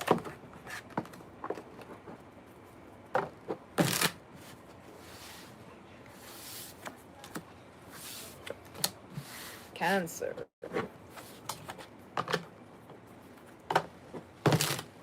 Cancer don't know if they're coming or going. And I don't know if that's the retrograde energy I'm tapping into for Cancer. But Cancer definitely is giving me, as soon as I flipped the card, I felt like there's a lot of shit I'm not saying because there's a lot of shit that I feel stupid for. There's a lot of shit. And like I told Taurus, you're not the first person to go through it. You're not the first person, whatever it is. You're not the first person to make these decisions. You're not the first person to choose things because of this or that reason. Like, someone's making me feel, Cancer, like, oh, I just feel dumb. Or I'm choosing the things that I'm choosing because I don't want to feel dumb in the end. So you could either be holding yourself back from love, closed off from some type of romantic thing, because you've been so hurt in the past that now you got a wall up, or you're so open to love that you're just letting anybody in, or you've just let anybody in. So either you've had your wall up or you've just been letting anybody in. The important message here is that you feel dumb because of what you've been doing. And that's as blunt as I could possibly, like, you feel, because I said you feel dumb, and somebody's like, but that's exactly what this is. Somebody feels this is heavy. It's like I'm ashamed. Like, what the fuck? Why I can't get it right? But it's not that you can't get it right. This is literally what we're all doing. Don't let social media fool you. Don't let other people fool you. Even people who've been, because this feels romantic. I'm not even gonna hold you, Cancer. I'm not even gonna front and be like, this could be work, blah blah blah. No. And I think there is things happening with regard to work and shit like that, but I think that something that's happening emotionally is so heavy because of how long something's transpired. So you've either been closed off for so long or too open for so long that I feel like it's kind of overflowing on like stuff that you have to do for work, or stuff that you have to, other responsibilities that you have. I feel like you feel like you may be falling short, or other people may be telling you you're falling short on these things, but it's because of the emotional baggage that you're carrying around. And then I think you understand that. I think you know that. I think other people around you who are close to you understand that too. But I think other people are faulting you for it. And so that's why for you, it's like, I'm too nice. And I fall in love too easy. I'm a lover girl, this, and this, all the things. And then it's like, because other people are like, because I definitely feel like being badgered. Somebody's badgering you, like, oh, you're always concerned with the wrong thing. Oh, you're always doing the wrong thing. Oh, you're always investing the wrong way. Like, but I think what I said in the fucking beginning, Cancer, because I don't even got no cards for you and I already feel overwhelmed. I feel like you got a lot on your plate. I feel like you feel like you got a lot on your plate, and other people are making it seem like, you want to see my plate? You want to see what I got going on? Because you got nothing compared to what I got going on. Like, you think your life is in shambles? Like, I got to deal with this. I got to deal, like, they're comparing. But that's fucked up to do that to anybody. Especially, that's basically you kicking somebody while they're down. I don't know if you're doing this to somebody, Cancer, or somebody's doing it to you.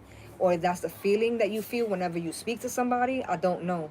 I also feel like someone feels like ashamed because they've let other people's opinions on someone that they love or they respect get in the way of their dynamic with that person.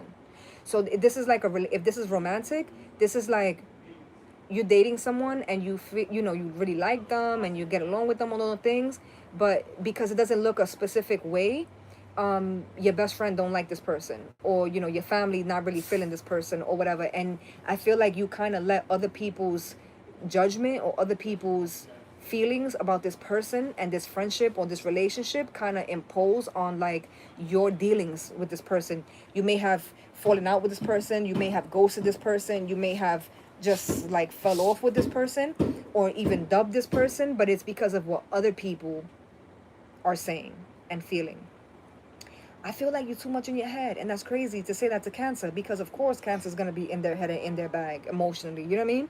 But me, the reader, I'm like, yo, this is a lot, and Shorty don't even got one card out. Like, this is heavy. I also want to say real quick too, it's like, especially if this romantic, because I feel like Cancer, like, you may have like your best friends may be married for like 20-30 years. Your parents could be married for 20-30 years. Like, you may have people around you and it feels like because it feels like pressure of conformity. Even it's like everybody else got it figured out or is able to maintain and sustain, and it's just me, I can't.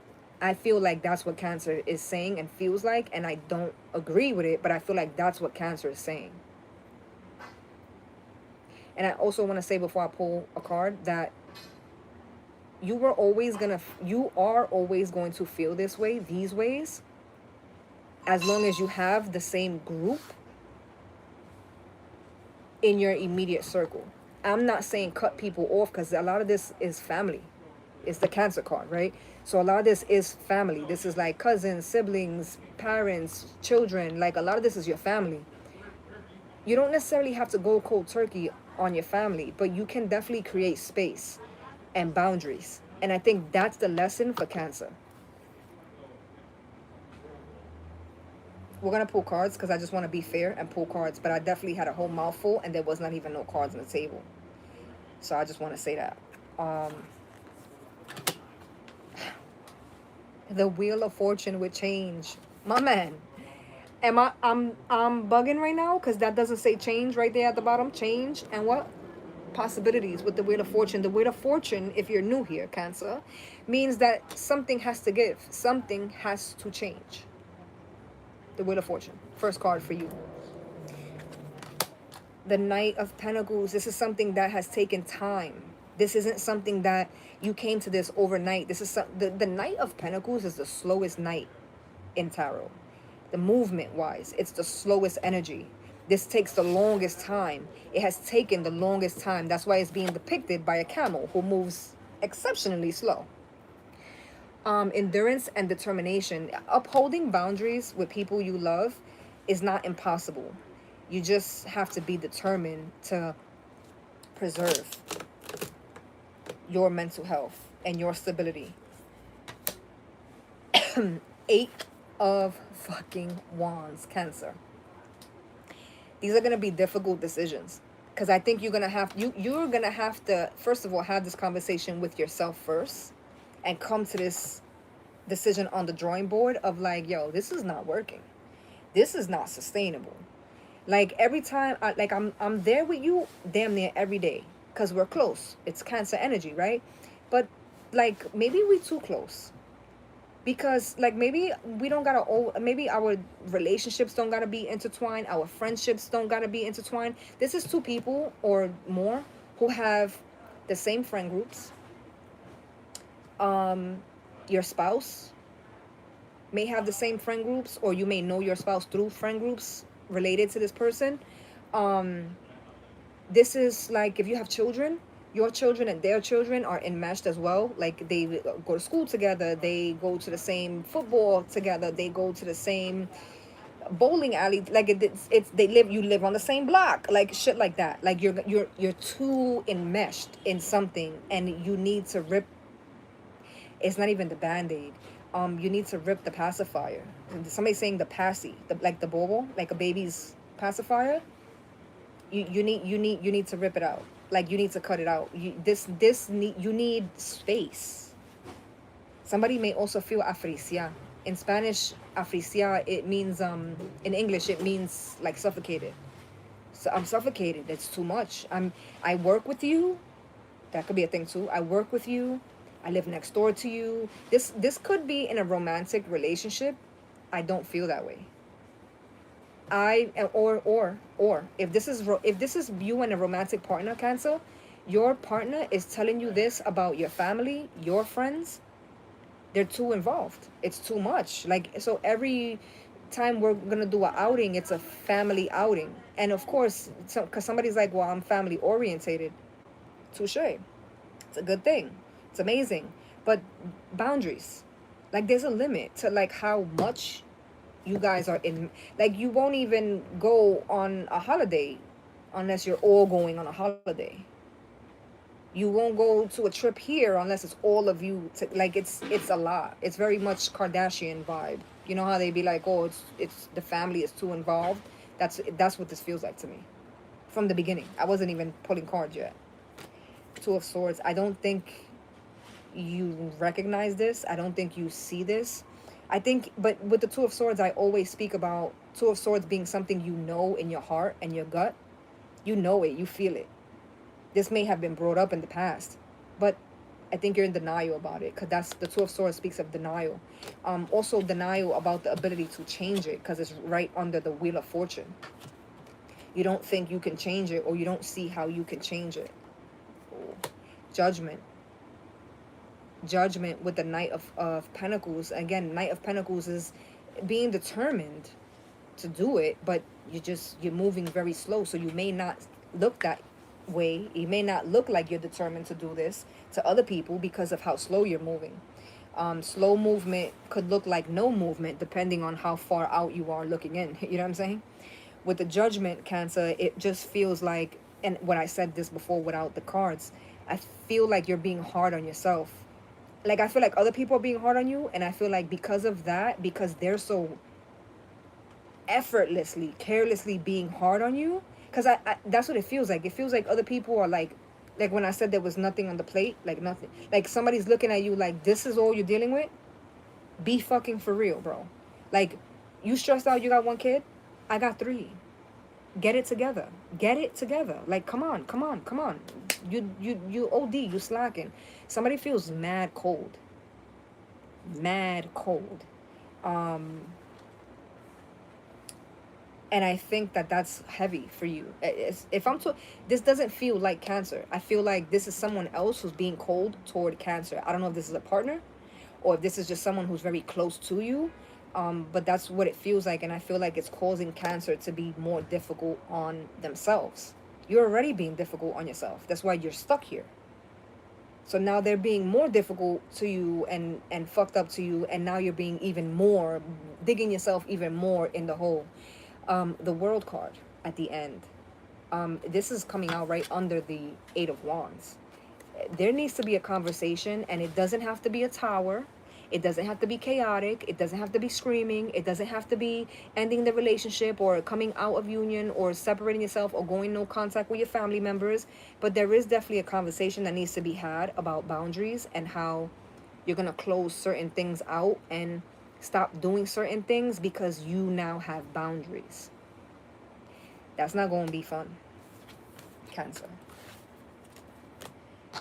Because I feel like I feel like you don't want to hurt nobody's feelings. I feel scared to have the conversation, which is interesting because I'm definitely talking to somebody who's grown, but it just feels like I never really stood on my own. I never really somebody also may be struggling with feeling independence or struggling with their independence, but that also goes back to removing the pacifier.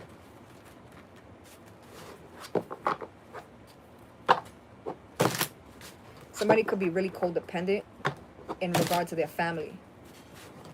I don't know if this is a spouse calling you out on this or if this is you realizing like, yo.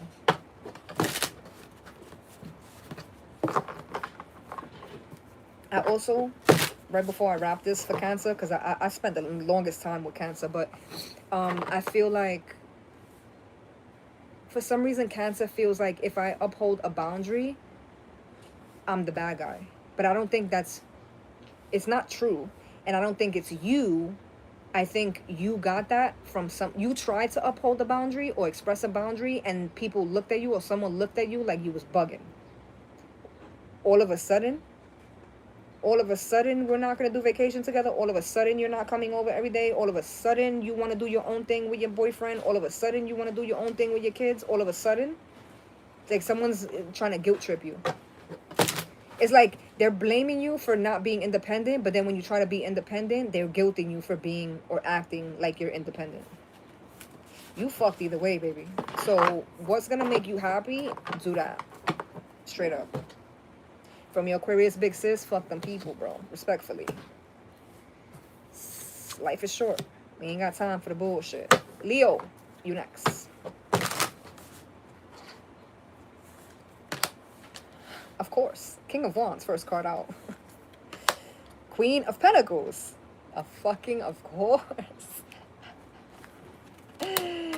And the Knight of Wands. So it's 2 wands. You have to make a decision, Leo. And I, not for nothing, not going to hold you. Leo energy is going to see a lot of positive changes. A lot of them. A lot of them, especially in the next like month or so, especially with Jupiter and the energy that's like working around y'all. I'm not too sure exactly how this is going, but I just know. I feel it. Leo is my sister sign, and so my connection with Leo, we ain't even gonna go into that. So when I tell you there's a lot here, that's going to start making sense, a lot here that's going to start popping off, a lot here that's going to start feeling really good. Things are going to start making sense for Leo that you struggle so much for mad long and had no idea that you would ever come to a conclusion on these things. I don't even know how to explain that for real, but it's just, and I don't think you're going to know how to explain it either when it starts to happen or as it's starting to happen. I think you just, and I don't think the explanation is necessary or important. The universe is like, don't worry about all that. When and if you have to worry about it, I'll bring it to you. But just enjoy, disfruta, because you've been through some shit.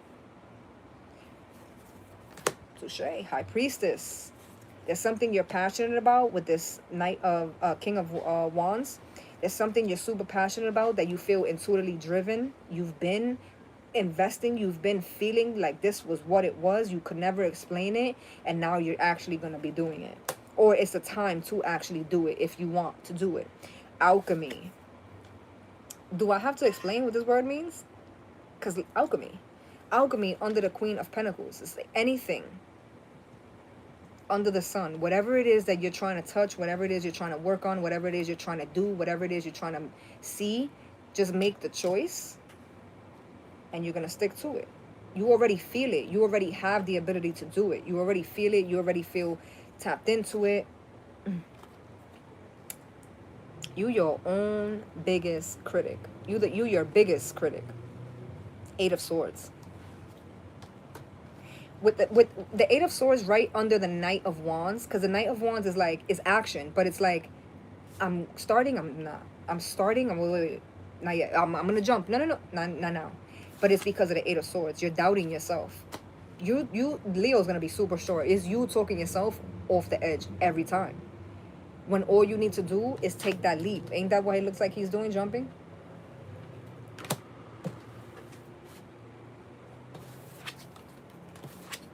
I heard you don't say nada. Which basically means like, I don't know nothing. I don't know if it makes sense to you. Because it makes perfect sense to me, Leo. It's crazy.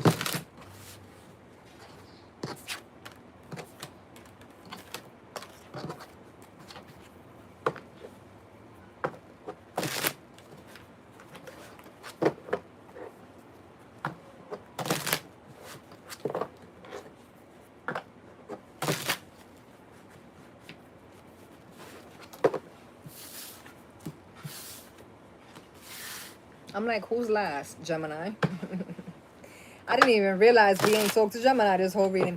We started with an air sign. We started with Libra. And we're ending with Gemini. Another air sign.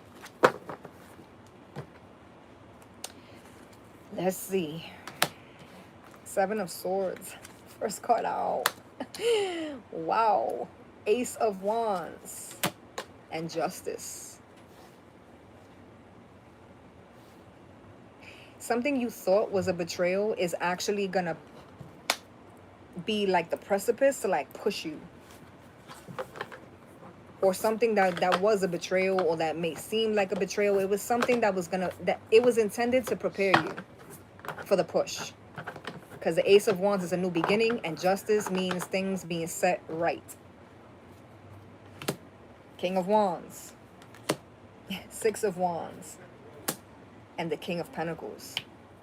Someone's trying to push you to be better, to do better, or someone dissing you, violating you, leaving you was like, even if their intention was not good, even if they were assholes and they need to work on themselves, what that mustered up for you, the abandonment, the loneliness, whatever, however it plays out, what that musters up for you is the secret sauce. So like, I saw a meme a few months ago that said, I needed that hurt. Like, that shit put things into perspective for me. That little bit of hurt that happened, that little incident that took place, that breakup, that ghosting, that losing that job, whatever that was, I needed that. Because now there's a beast in me that's like woke up. Like, now I'm in my bag, because I was depressed, I was sad, I was emotional, I was overly going for people that I should have not been going for, not even a little bit. Like, I was doing the most, and now my focus has been reshifted. It's recalibrating. King of Wands, Six of Wands, King of Pentacles. Getting your money right and getting back on your bullshit with the King of Wands too. That Six of Wands. That's 7 wands there. That's not, no, and this is also a conversation, because if we look, there's altogether, there's 8 wands on the table. Ace of Wands, Six of Wands, and the King of Wands is 8 wands. It's a conversation too. Somebody could also be saying, like, what you did hurt me, what you said hurt me, but I understand that you did that so that you can help me. And it worked with justice. Confidence, resourcefulness, truth, clarity, preparation, all the things, Gemini. All the things.